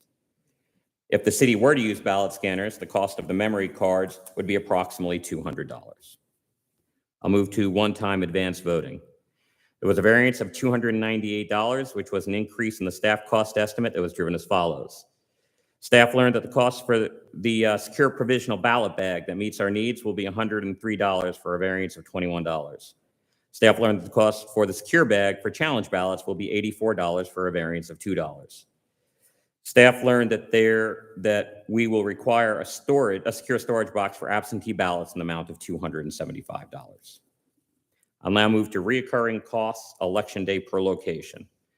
There was a variance of $474, which was a decrease in the staff cost estimate, and that was driven as follows. Staff learned that we must treat, I went through this, polling staff as employees, and under this section, that increased it by $128.18. Staff believes that we can reduce the recommended training costs based on what we've learned for a variance of $240. Staff learned that if we use the Milton Library, this was the same thing for $175, but it's just one day, so therefore it is $175. Council has since directed staff to utilize City Hall, so that increase no longer exists. If the city were to use ballot scanners, the cost of the memory cards would be approximately $200. $500 of the general supplies previously mentioned were transferred from this section of the committee's recommendations to the previously mentioned reoccurring cost general. The variance is $237 times 2 locations. I'll move to one-time costs election day per location. There was a variance of $2,364, which was a decrease in the staff cost estimate, and it was driven as follows. Based on the discussions with other cities, staff believes that crowd stanchions would be essential at a cost of $650. I believe that the committee considered this but decided against it. This has not yet been presented to council, therefore it's in the draft cost estimate. Of course, if you feel that we shouldn't purchase them, they will not be included in the final budget for your approval.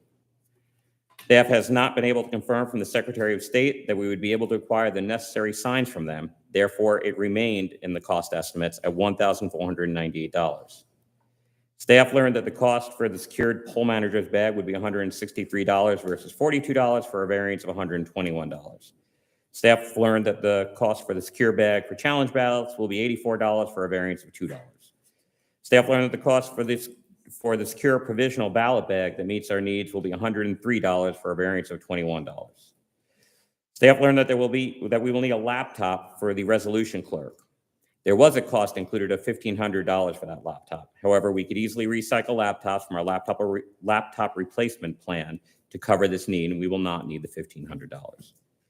Staff learned that we will need a large magnifying glass for ADA purposes at a cost of $60. Staff was able to get quotes on what we need for ballot boxes and supplies, which reduced the cost for a variance of $2,156. Staff learned that we will be able to secure the voting separators from Fulton County as opposed to purchasing them for a variance of $1,364. Staff eliminated the cost for the locked storage box for absentee ballots and the large bag for securing election supplies for a variance of $1,514. We will need a storage box for absentee ballots, but its cost will depend on whether or not we go with ballot scanners or hand counting. The variance overall was $1,182 times 2 locations. We'll next move to contingency, as there was a variance of $8,944, which was an increase in the staff cost estimate, and it was driven as follows. The committee recommended a contingency not to exceed $5,000, but did not include this in their proposed budget. Staff is recommending a contingency of 10%, creating a variance of $8,944. This has not yet been presented to council, therefore it is in the cost estimate. Of course, if you feel that we should reduce or increase the contingency, we will do so in the final budget. And council, and mayor and council, that's in a nutshell. The future years are a function of some of the costs in the first year, so there isn't a need to go into those for the purposes of this presentation. The decisions that you make tonight and in the near future will further inform the budget that will be presented to you all for approval. Are there any questions that I can answer for you regarding the project cost estimates? Any questions regarding this? And we'll have public comment after the presentation. Just a question on we had talked, the committee had looked at 1099 for employees. Do we know, where did we come up, or who told us that we have to actually do and pay Medicare and Social Security? We spoke with our attorney's office about that. It was Scott Kleiss that told us. I don't know exactly what his title is for your office. I'm not sure what his title is either. About that. But he is the person we go to for any kind of staffing, legal requirements, and we spoke with him at length about this. So his title is add cost where we weren't expecting. Yeah, I'm gonna look into that independently. That I hear you, and I respect Scott. He's got a good HR brain, but I'm struggling with whether that makes sense to me. So I'm going to look into that myself. I will have you an answer tomorrow. Thank I you. appreciate it, because I know we had heard from Fulton County Board of Elections and Registration Elections that we could 1099. We had looked at it before, so, but I'd love to have the definitive, yes, we can, because that's additional taxpayer dollars those are matching funds, right, Steve? That's what we're doing, is we have to match Social Security and Medicare if we have to W-2 them versus 1099. That's exactly it. Okay. I'll have you an answer on that tomorrow. Okay, Great, thanks. thank you. Any questions regarding this slide? No. Anybody else? All right. Okay, thank you. Let's turn to the next request from our last meeting, which involved voter turnout in 2017 and how that might inform our 2023 projections. The first two dated columns, 2017 and 2021, represent the number of registered voters and the turnout for both advanced and election day voting for each of those years. The percentage indicates the percentage of voter turnouts as a function of the registered voters. I'd like to draw your attention to the next two columns, the 2023 forecast based on 2017 data and the 2023 forecast based on 2021 data. You'll see the registered voters in both columns as 30,104, which was the true number in October of 2022. You'll then see below that in bold the forecasted turnout based upon the 2017 data and the 2021 percentage of voter turnout. For 2023, it was 19.77%, which comes to 5,952 as a fraction of the October 2022 registered voter numbers, 30,104. We did the same thing with the 2021 voter data turnout, which was 13.51%, providing us with a forecasted voter turnout of 4,066. When forecasting the split between advanced voters and election day voters, we examined those percentage in both 2017 and 2021. The difference in percentage of advanced voters versus election day voters were within tenths of a percentage point apart, so we simply used the 2021 ratios. As you'll see from our analysis, the expected range for advanced voting can be between 1,733 and 2,537 voters scattered across the 3-week period. The range for election day is forecasted to be between 2,334 and 3,416. Again, these forecasts are based upon the 2017 and 2021 turnouts. Okay, so we're now going to potentially get into. Thank you, Steve. That's exactly what I was asking for last meeting. That was perfect. And you're going to, I use the average of those in a little bit. That may help guide us a little bit more.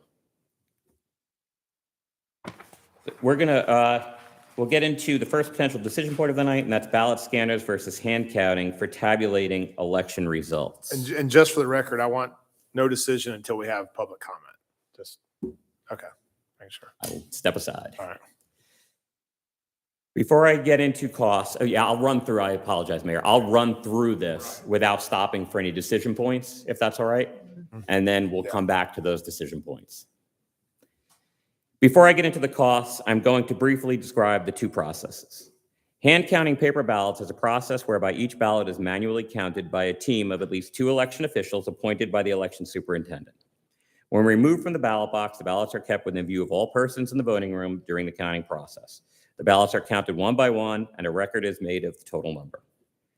A ballot scanner is a device that scans, tabulates, and stores digital images of each paper ballot. The ballot is hand-fed into the scanner by the voter, and the device simultaneously scans the front and back of the ballot as a digital image.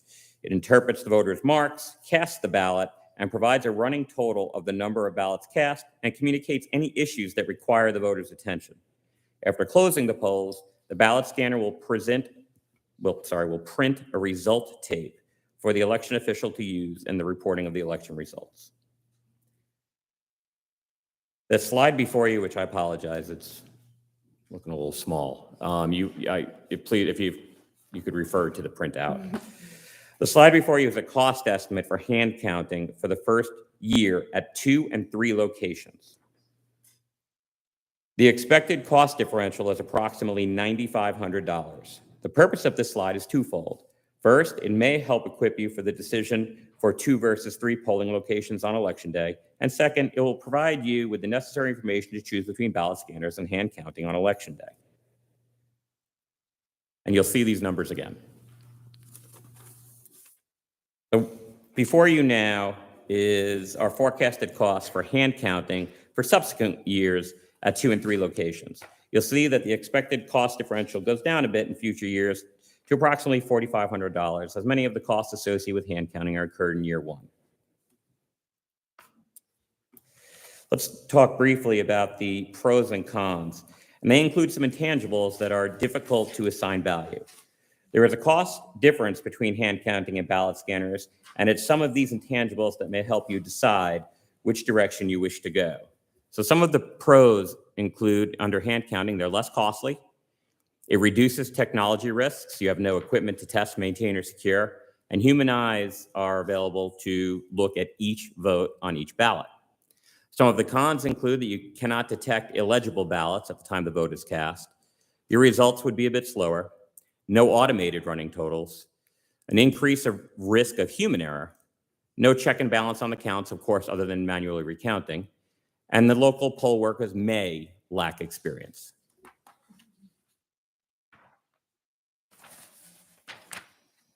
Before I move on, are there any questions from the mayor and council from where I have gone with just hand counting? Because I'm about to go into ballot scanners a bit, and then I'm going to bring it all together.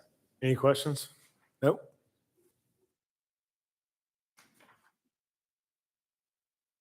Ballot scanners.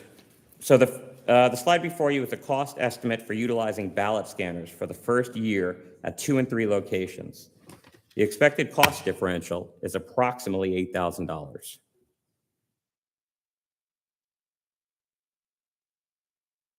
This slide forecasts costs associated with ballot scanning for subsequent years at 2 and 3 locations. You'll see that the expected cost differential goes down a bit here as well in future years to approximately $4,500, as many of the costs associated with the ballot scanning are incurred in year 1.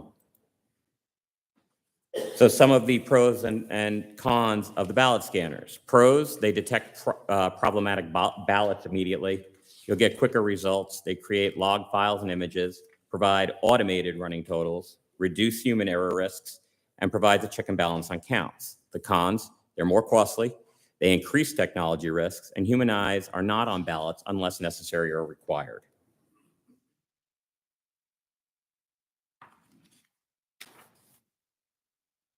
As you can see from this slide, and what I'm showing you now is hand counting versus ballot scanners for 2 locations. So I'm bringing the 2 together. So as you can see from this slide, the cost differential is approximately $6,700, with the hand counting being less expensive.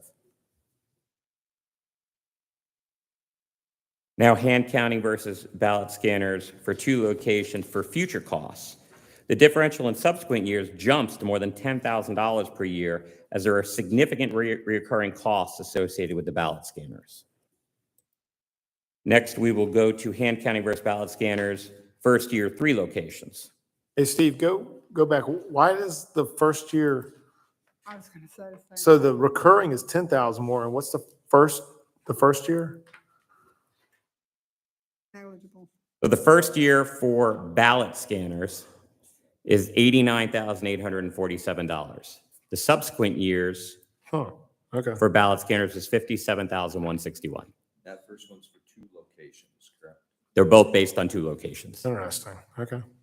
You do, as the years go on, the costs do go down because there are some fixed costs associated with some of the things you purchase, but you create a much larger gap in year 2 in hand counting versus ballot scanners. Okay. You'll save more with hand counting. Got it.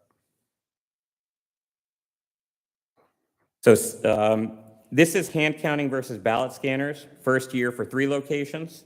The cost differential for 3 locations increases by more than $5,000 over 2 locations. And then hand counting versus ballot scanners, future costs for 3 locations. And you'll see from this, in the future years, the cost differential is expected to be more than $10,000.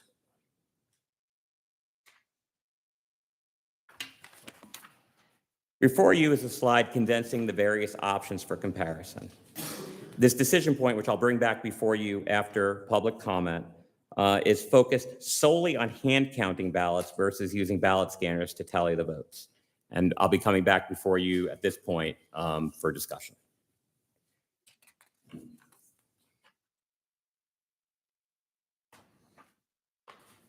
So we'll talk a little bit about voter turnout based on the 2017 voter turnout data.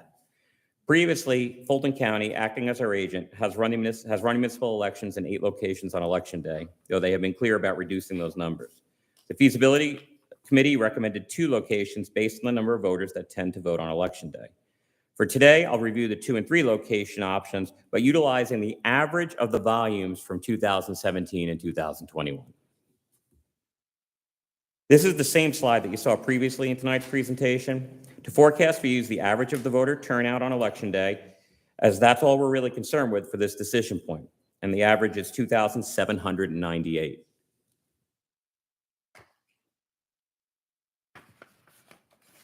So This is a constraint analysis based on 2 locations. Based on the average data, we can expect to see a total of 2,798 voters participating on Election Day. To determine forecasted volume, we divided that evenly by 2 proposed locations for 1,399 voters at each location on Election Day. While we know that daily count ebbs and flows with increased volumes in the morning and afternoon, we utilized the average volume across the 12-hour period, arriving at 117. We then divided that number by an average voter stay of 15 minutes and forecast that on average, we'll have 30 voters present at any given time on Election Day.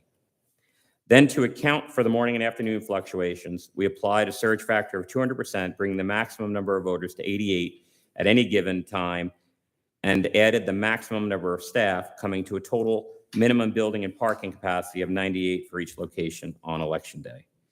As you can see from the capacities listed in the lower right-hand corner, City Hall and MCPP should be able to handle the volume based upon the assumptions made. It does appear that City Court could exceed the parking capacity in the 2 location scenario. Of course, this analysis is based on many assumptions and is imperfect, and we could see more or less voters at any given time than in the forecast. Moreover, Cambridge High School is very close by if that area is chosen. For 3 locations, we'll start with the same expected number of voters on Election Day, 2,798. Now we'll divide that number by 3 proposed locations for 933 voters at each location on Election Day. While we know that the daily count ebbs and flows with increased volumes in the morning and afternoon, we utilize the average volume across the 12-hour period, arriving at 117. Arriving at 78. We then divided that number by the average voter stay of 15 minutes and forecast that on average, we will have 20 voters present at any given time on Election Day. Then to account for the morning and afternoon fluctuations, we applied a surge factor of 200%, bringing the maximum number of voters to 60 at any given time, and added the maximum number of staffing, coming to a total minimum building and parking capacity of 70 for each location on Election Day. As you can see from the capacity listed in the lower right-hand corner, all 3 city-owned businesses locations meet the capacity requirements. Of course, this analysis is based on many assumptions and is imperfect, and we could see more or less voters at any given time than in the forecast.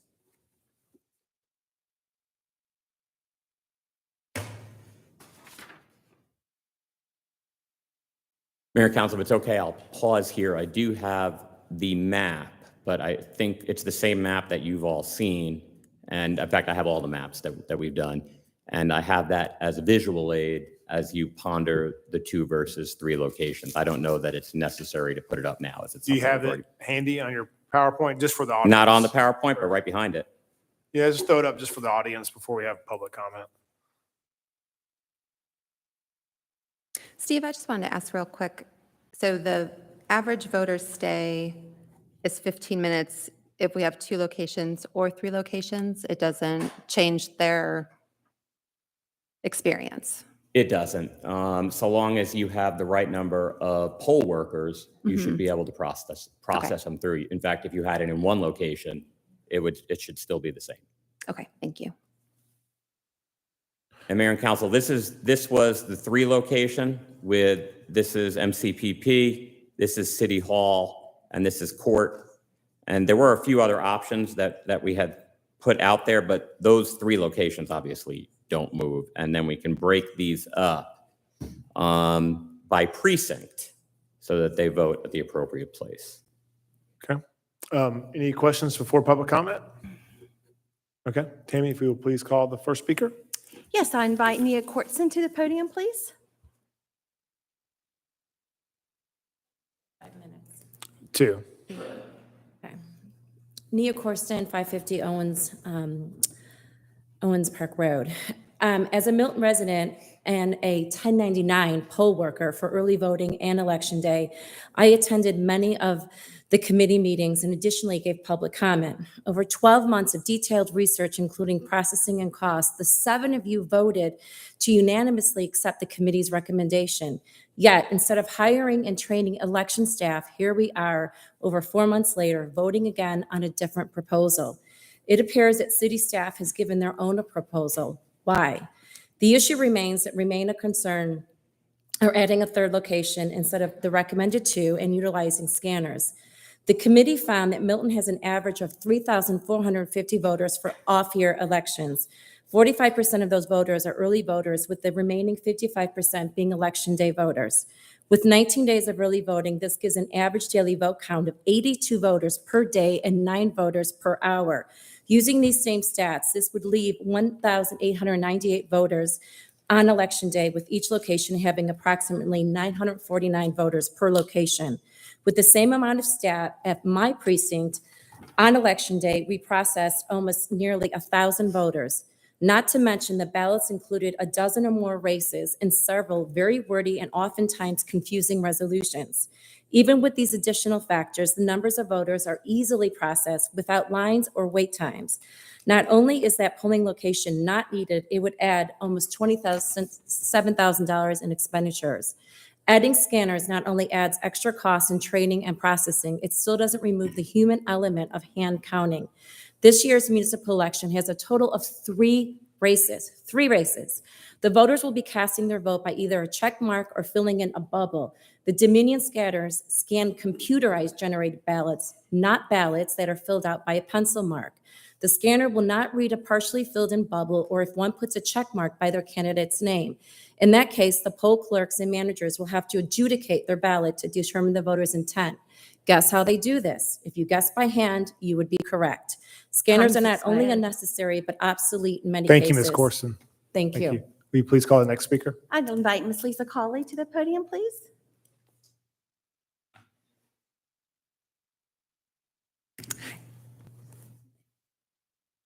My name is Lisa Colley. I live at 14680 Freemanville Road. I served on the Milton Feasibility Committee for 1 year, which included 2 council members and 2 members of staff. Staff participated in all meetings. The committee deliberated over locations and scanners. The research and information collected regarding these essential items encompassed most of the costs of running our elections. I am miffed city staff has presented a counter-presentation to what the committee provided.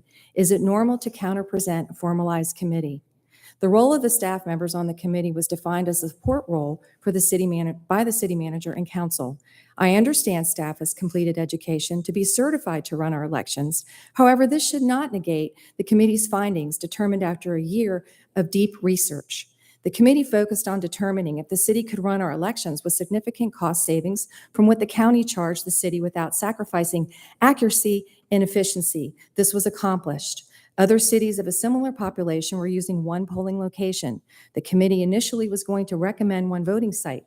Based on the registered voters and the voter turnout data, the committee knew we could run our elections out of 1 location. However, because the Milton Library and City Hall are not centralized, we unanimously voted for 2 sites to make them more convenient. There are 19 days of early voting.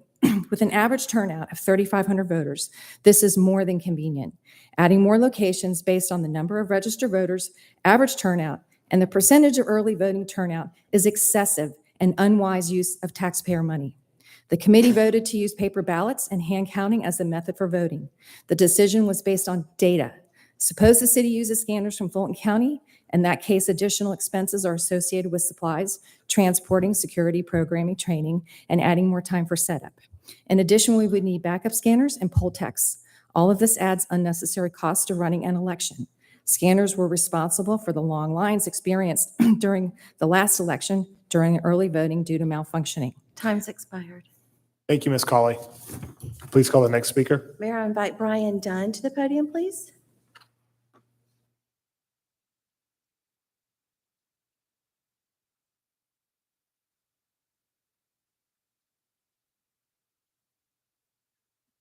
My name is Brian Dunn. I'm a resident of Roswell. And altogether, our city... If you state your address for the record. 220 Thistlewood Lane. Thank you. Altogether, our cities are part of a group of cities that comprise the northern part of Fulton County. Decisions made in any part of Fulton impact all others. I support and speak to Roswell making these same decisions, and here's why.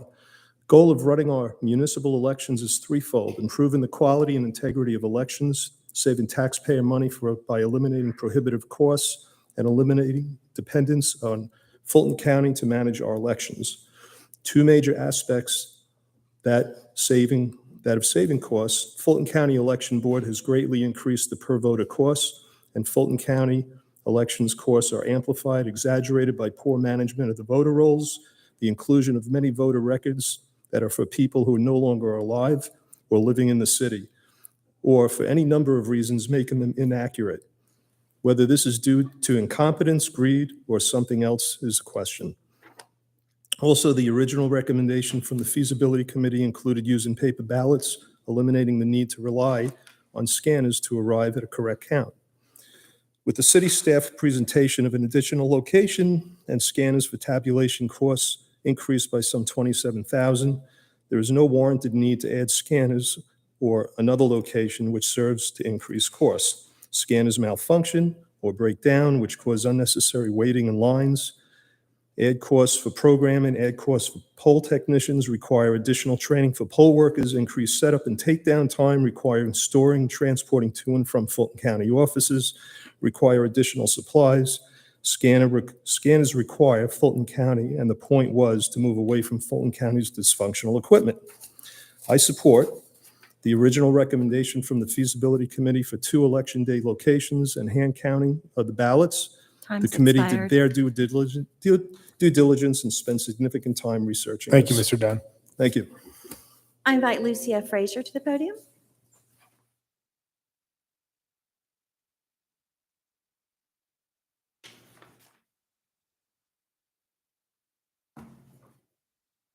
Evening, Lucia Frazier, 485 Hardscrabble Road. Your vote to continue your leadership in implementing the paper ballot process for this year will be instrumental in helping all the other communities around you become more involved, and this one as well, obviously.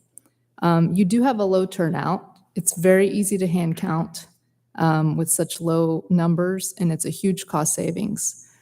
Based on the presentation I just watched, I really don't see any reason for any additional cost of equipment or locations. The feasibility committee already buffered too much in the original plan, so you've already got that.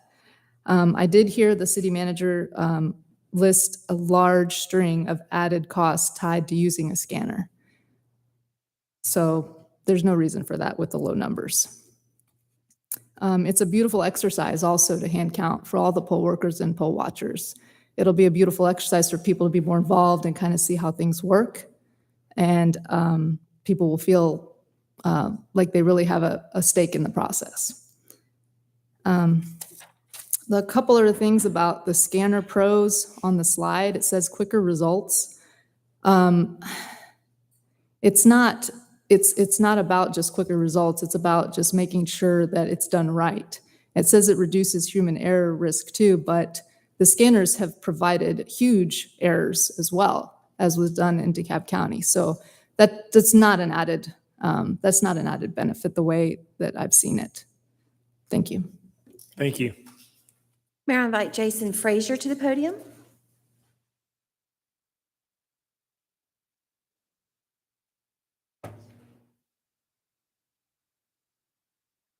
Hello, Jason Frazier, 485 Hardscrabble Road, Roswell. Although I am a Roswell resident, I have worked at the Milton Library as a poll tech on a couple of different elections. So I've got a lot of experience working with the machines, with the scanners as a tech. And I would absolutely say you don't need those machines. I mean, you don't have that high of a turnout. It's not that difficult to count. I mean, we've all counted things in our life. It's not that hard. As far as, you know, the errors that you say, there's no, or staff mentioned that it reduces human error if you have the scanner. As my wife mentioned, the DeKalb race last year, the only one that was audited with these scanners actually flipped from third place to first place. So I would say that says there could be errors with the machine. If there's hand count and you've got a couple people looking at it, if there's one from each party or one from each, you know, a representative of each candidate, then that would make me feel safer than a machine that could be programmed inaccurately. I mean, I'm not saying it's done on purpose. Accidents do happen. So that is a risk. As far as the mentioning of a 1099 versus W-2, in 2021, as a poll tech, I was a 1099 employee. Last year as a poll tech, I was a W-2 employee. It was just Fulton County outsourced to a third party in 1 year, and it was a different third party in the other year. So for one way or the other, and I'm happy to share my 1099 if somebody wants to see how that was done. but that is a fact. Also, as far as the 3 locations, I think that is absurd. I worked early voting a couple of years ago at the Milton Library, and by God, it was one of the most painful times I have ever done. You just trying to stay awake is a chore. It's long hours, and it is just painfully slow. That many days is ridiculous. Splitting it across 3 locations is absolutely absurd.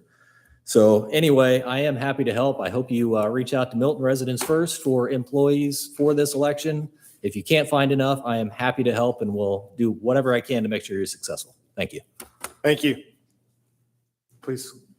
Mayor, can I get council's approval to extend? That was our first 5. All right, how many do we have? We have 7 more. Okay, so let's do 2 minutes apiece. That's 15 minutes. Okay. Is council okay with that? Okay. I'd like to invite Pamela Eckert to the podium, please.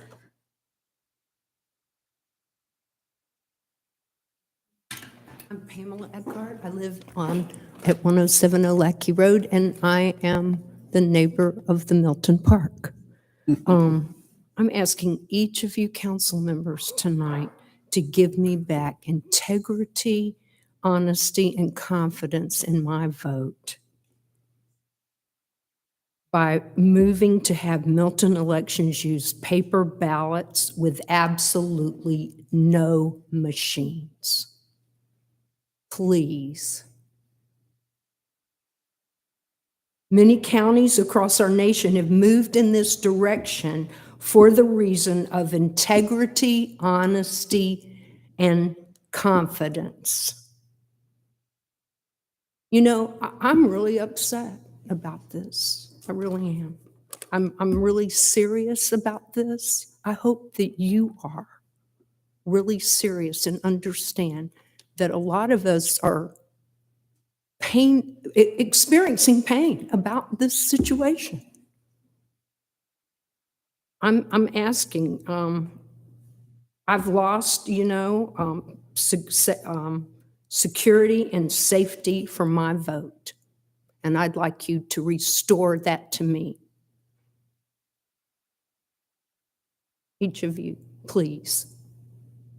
I'd like to ask you a question. Why is the staff attempting to change the original recommendation of the feasibility committee suggestions about voter election? Why? Why? Are you listening to voters? Do you care about my vote? I hope you do care about my vote. Time's expired. And I hope you will hear me with your heart. Thank you, Ms. Eckert. Will you please call the next speaker? I'd like to invite Matt Rowenzak to the podium, please.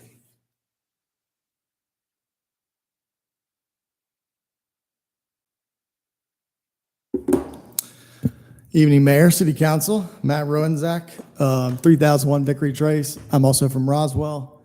And the reason why I'm here is you all know that many other cities in Fulton very much want to do what you all are doing.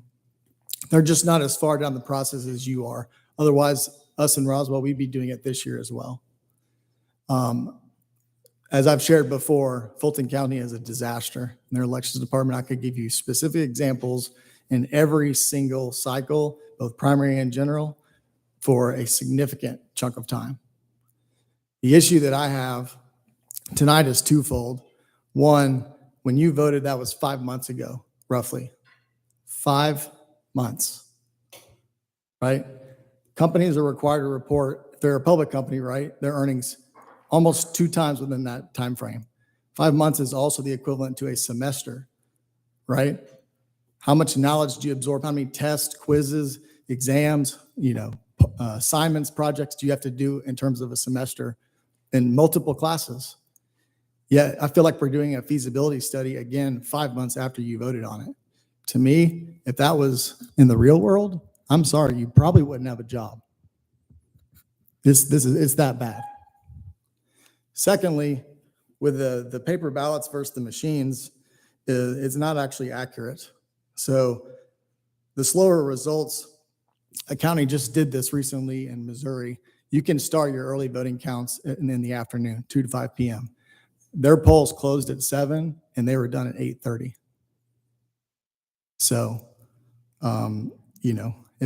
if there's a race, maybe you could get it faster, but there have been so many problems with these scanners. They're costly, they're not reliable. Like the others have said, we saw what happened in cab last time. They tried 12 different scanners and they got the same result, which was false. Time's expired. Thank you. Stick with the feasibility's original. Please call the next recommendation. speaker. Thanks. Mayor, I invite Suzanne Hubbard to the podium, please.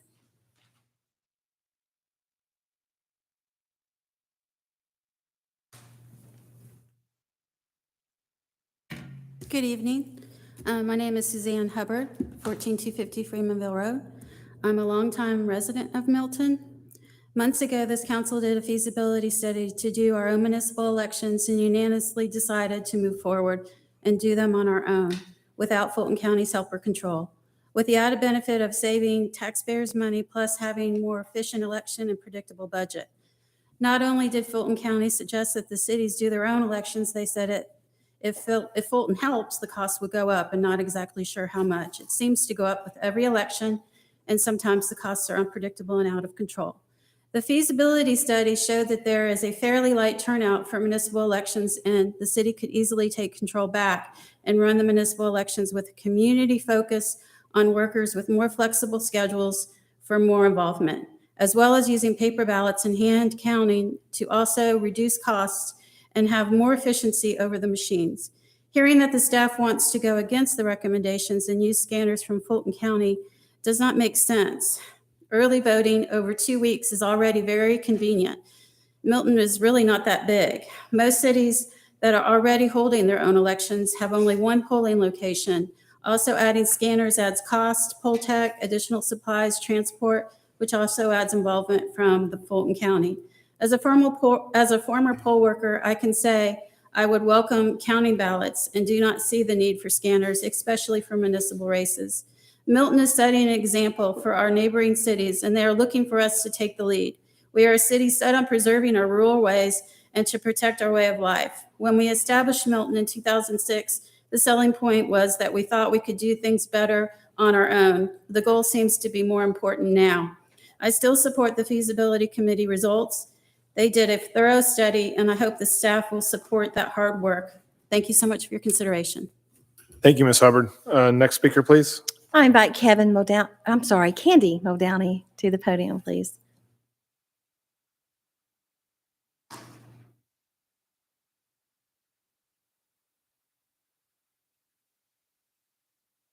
My name is Candy Muldowney at 3325 Kentworth Lane, Milton.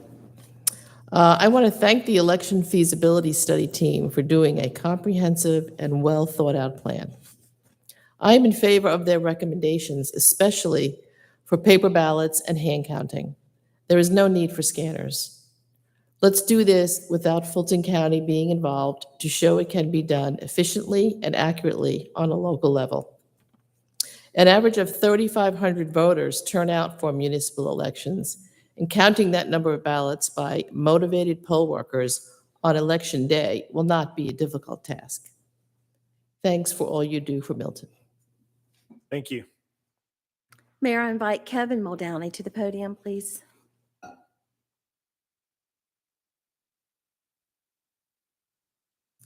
Evening, ladies and gentlemen. Kevin Muldowney, 3325 Kentworth Lane, Milton.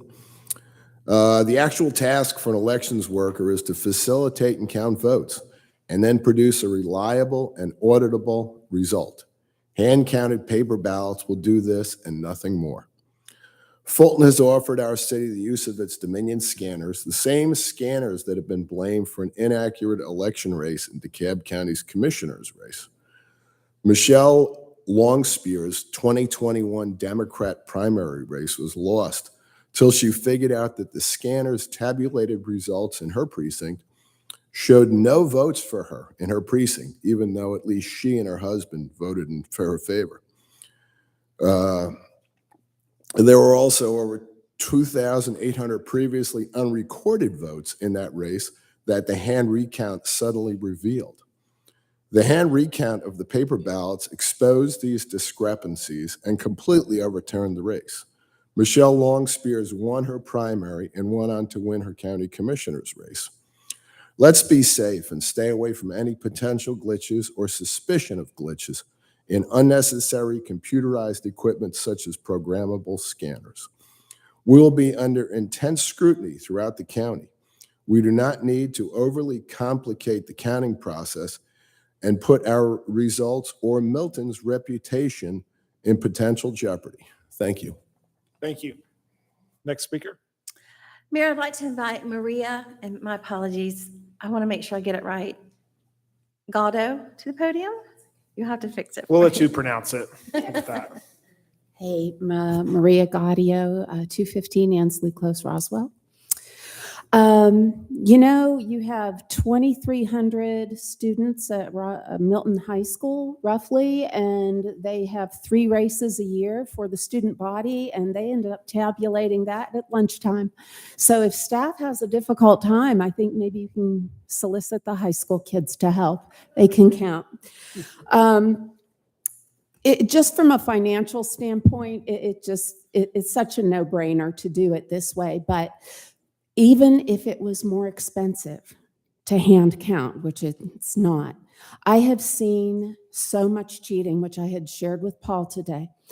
Tens of thousands of ballots. When I was charged with following the chain of custody, the trucks stopped off in a little pit stop where big steel doors rolled up, and they had bundles and bundles of duffel bags that they stuffed into the trucks, into the white Dodge trucks.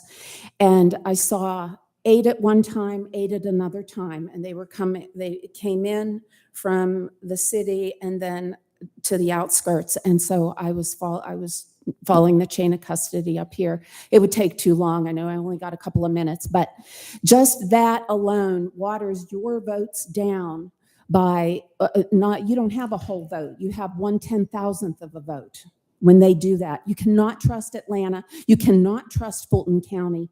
Do your own thing. Lead the way. Show everybody what to do, just like you do with Milton football. Let's go. Thanks.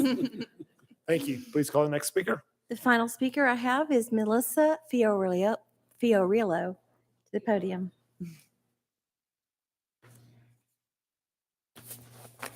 Good evening, Mayor and Council. My name is Melissa Fiorillo, 585 Bienville Court. And I thought the goal of running our own elections was local control and saving taxpayer money on elections. The city staff has presented an additional location and also scanners for tabulation, which would, as we've all heard, increase the cost. And there's no warranted need to add scanners or another location to increase cost. As a poll worker for early voting for 19 days, and as an assistant manager on election day, I have experience working with these scanners. Scanners malfunction, and they did cause long lines. Scanners add cost for programming. Scanners add cost for poll technicians, and I was also a poll tech in addition to the assistant manager. Scanners require additional training for poll workers. Scanners increase setup and takedown cost.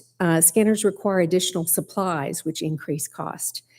Scanners require Fulton County, and the whole point was to move away from using Fulton County. I support the original recommendation and the feasibility committee for 2 election day locations and hand counting the ballots. The committee did a great job and did their due diligence and spent significant time and researched this thoroughly. The plan is sound, and I hope that you will stick to it. It was funny earlier today that, we're having this today, because earlier today on the news, they were talking about all across the country, all the counties in various different states, they're all going to hand count. Everybody's doing this, and you guys are at the forefront, and you're leading Georgia, and we need you to stick to the plan. Thank you. Thank you.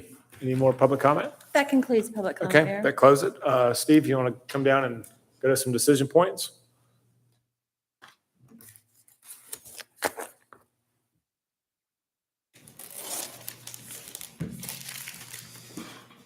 Again, this is just a work session, so we'll give you some guidance and we'll put it on the future agenda for a formal vote. Correct, Ken? That's correct, Mr. All right. Mayor. So Mayor and Council, I do appreciate all the comments that were made this evening, but I think this might be a good opportunity for the council to provide some clarity either to me or to everybody else. When you initially voted to do our own election, I was under the impression that was the direction for staff to move in the direction but present you with all the options.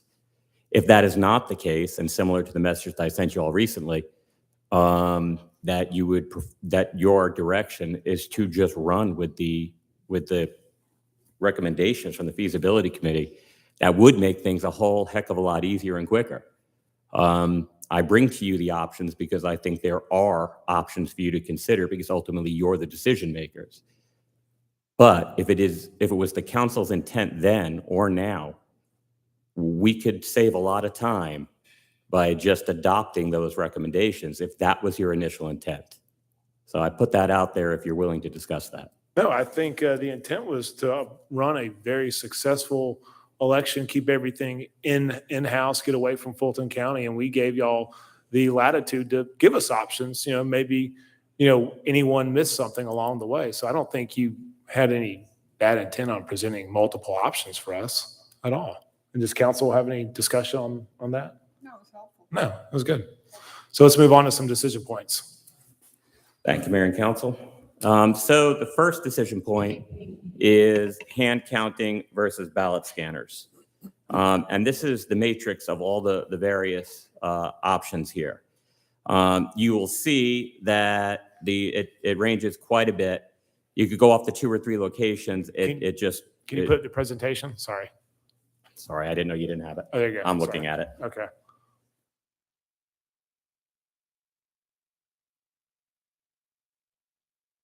So now you'll see the matrix before you, which has the various costs associated with it, whether it be 2 or 3 locations. In each scenario, hand counting is by far the cheaper option. And if you continue to aggregate that by several cycles, 5 cycles, which will be 10 years out, it just continues to compound. So I go back to the original slide where I went over the pros and cons. And really, it's the valuation of some of those, of whether you think that offsets the cost. And that is the decision before you tonight. No, I think hand counting makes sense. But I have one question. On early voting, when can you start counting those ballots? You have 16, 17 days of early voting. When can you start counting those? You can, as long as you advertise correctly, you can start voting, you could start counting the morning of Election Day. Okay. So if you move, you could start when you open up on Election Day, get those counts done. So this way, on the close of the polls, you only have day of. Okay. I assumed from the get-go to maximize integrity away from what we were concerned about historically, that we would go to hand counting. Anybody disagree with that? No. If the goal was to reduce cost Yeah.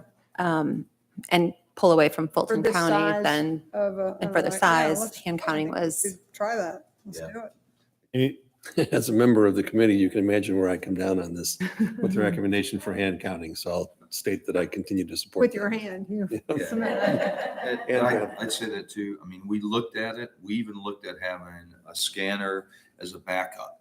But if you do, I think we have a decision. Let's go. All right. you just. Okay. Point is, I definitely am for. Carol told you what to do. All right. Told me to be quiet. How rude. Next decision point, Steve. Okay, so the next decision point is bringing us back to the 2 versus 3 locations.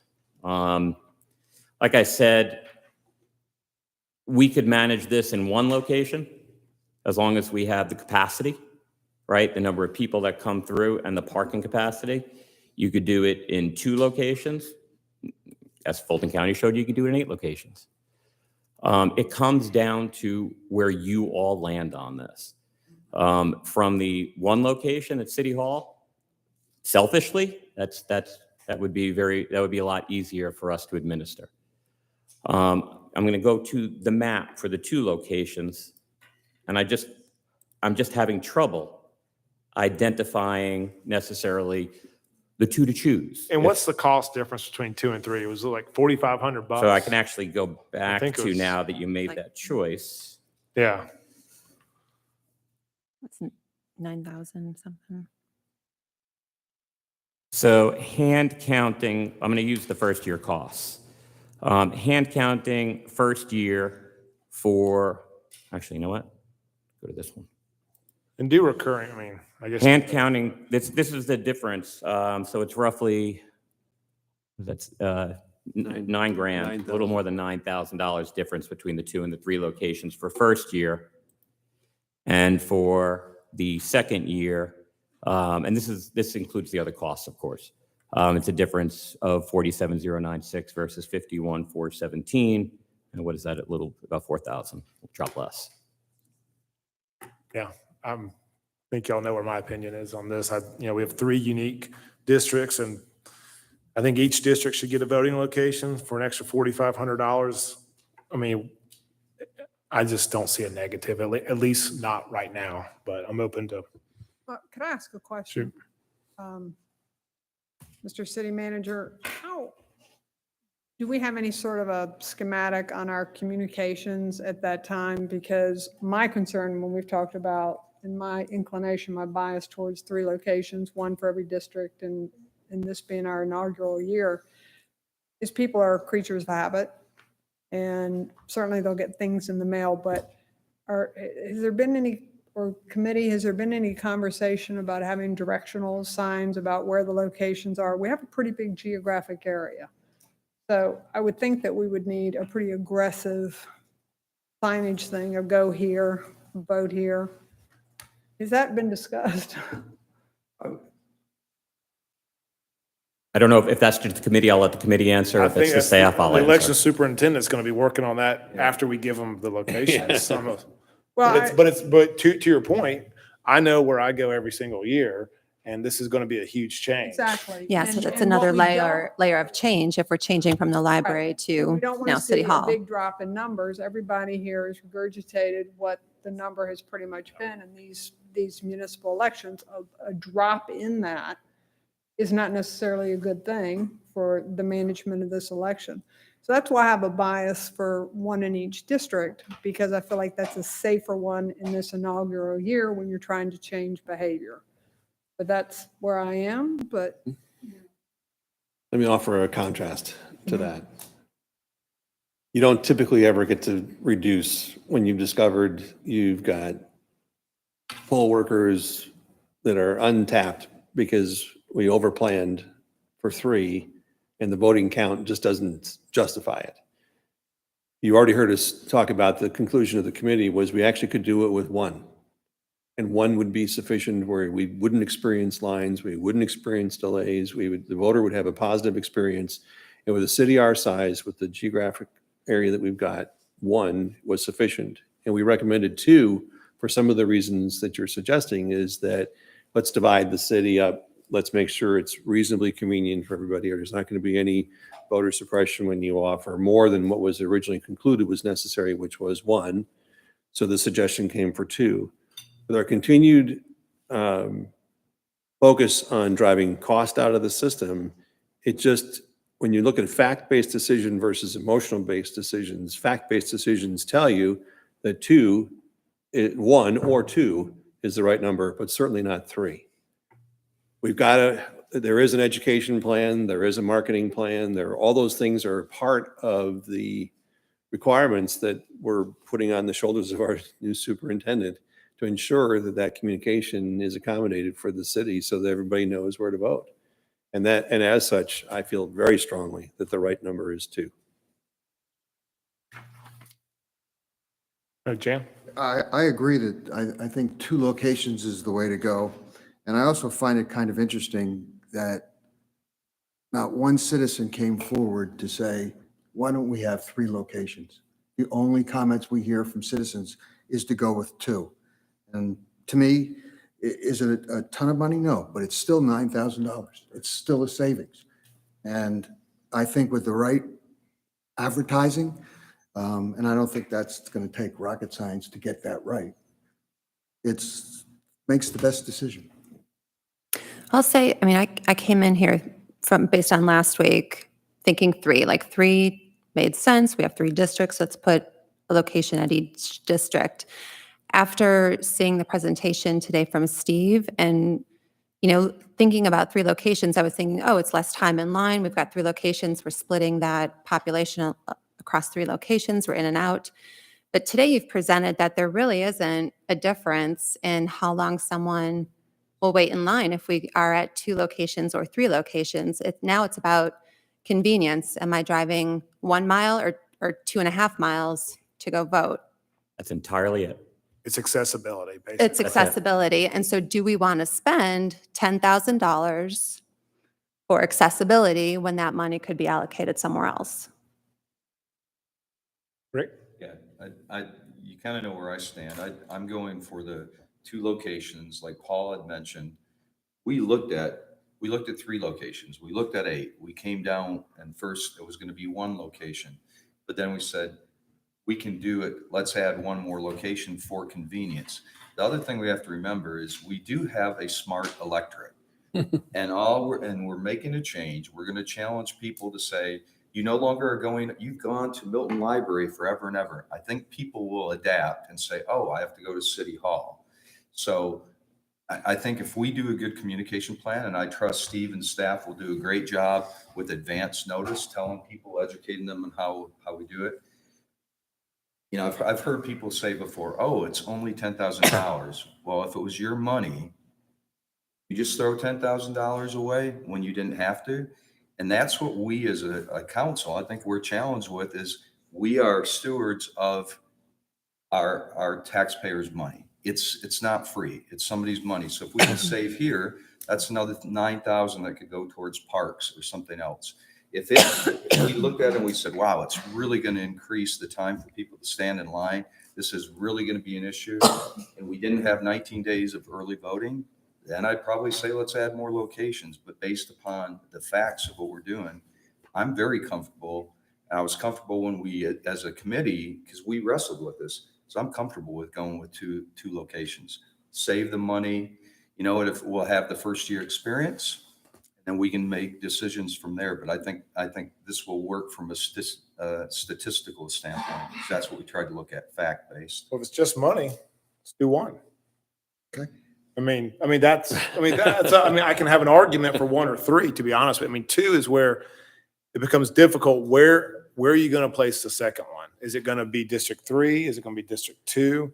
And that's why I thought kind of the middle ground was let's each have one in one district, because each district is unique. And you're right, it is more accessible. I mean, that is what the extra districts are. And, we're 39 square miles. That's the 15th largest municipality in the state. And so that's a long way. And it's going to be a big change for people, a big change in a good way.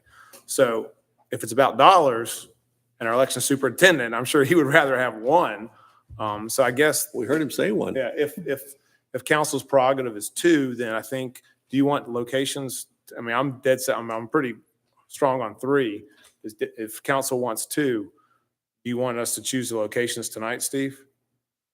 Or give you ideas? Because I don't. Not putting you on the spot. I don't think a Fulton County school is going to be an option. Is that correct? It has to be a city facility. I think that's what. Yeah, we don't need to engage. So on election day, and that's what we're talking about right On now. election day. On election day, we could get access to the schools. And if you decided that the second location was going to be in that district, then I would recommend we probably lean towards Cambridge as opposed to the court, because we could get overwhelmed there. Not inside for capacity wise, but parking.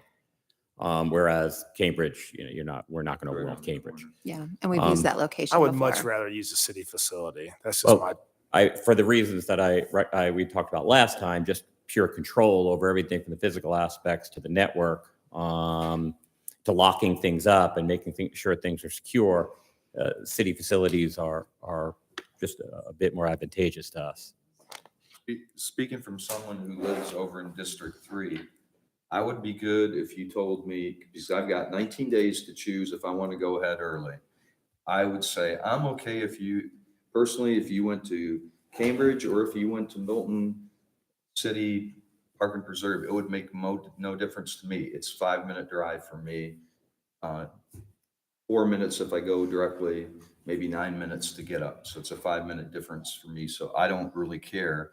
Plus, I've got the option to come over to City Hall for 19 days ahead of time if I want to vote. And if we go with 2, I'd really like to see a push to get and encourage people to come out during early voting. Because if we are at 45% are early voters, if we can get that to 50 or 55% in early voting, that reduces the numbers on election day even more. Regardless of the direction y'all went, that was the plan, to try to encourage people to take advantage of the early voting days. I think using the Milton City Park and Preserve would be a good second Yeah. choice. I'm good with that. We did this last time. We had for advanced voting, we had Milton Library, and we had that for the midterm. It wasn't our municipality, but it seemed like it worked pretty well. I don't think you guys got negative feedback, did you, about the location?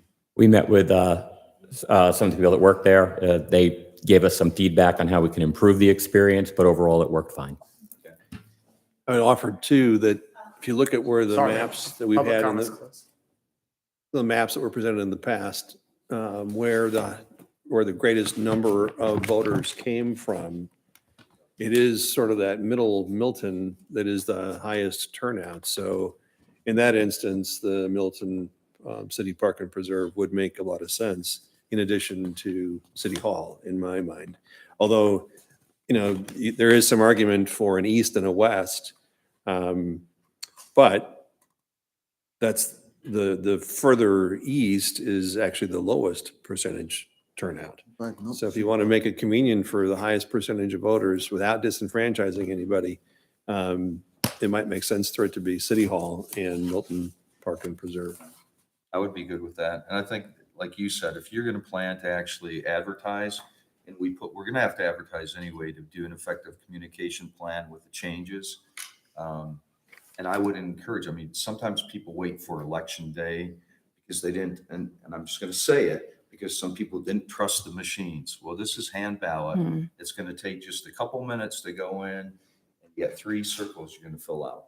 So it's even faster than what we did before, especially, Steve, if you get the poll pads that can just scan their driver's license like we did for the midterm.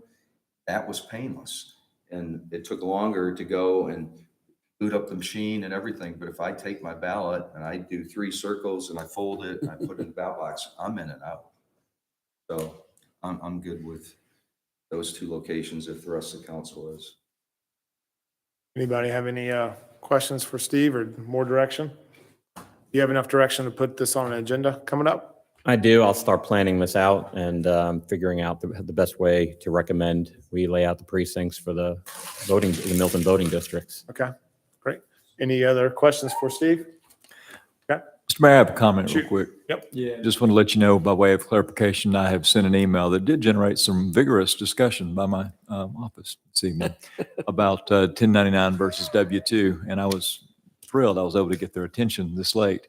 But I will tell you, I have not. Those are W-2 employees. Well, So Forsyth and overtime. Newton counties treat them as W-2s. If they have employment at all tomorrow, remains to be seen. But Forsyth and Newton treats them as W-2 employees. One of the more common conventions in government, though, is other people do it that way. That doesn't mean anything to me at all. So I will be getting to the bottom of it, but I just wanted to let you know staff's done a good job, and my folks at least appear to have given some good information, but I'm still going to independently content myself on it. Thank you. All right, any other council discussion? Nope. With that, the meeting is adjourned. Thank you. Thank you.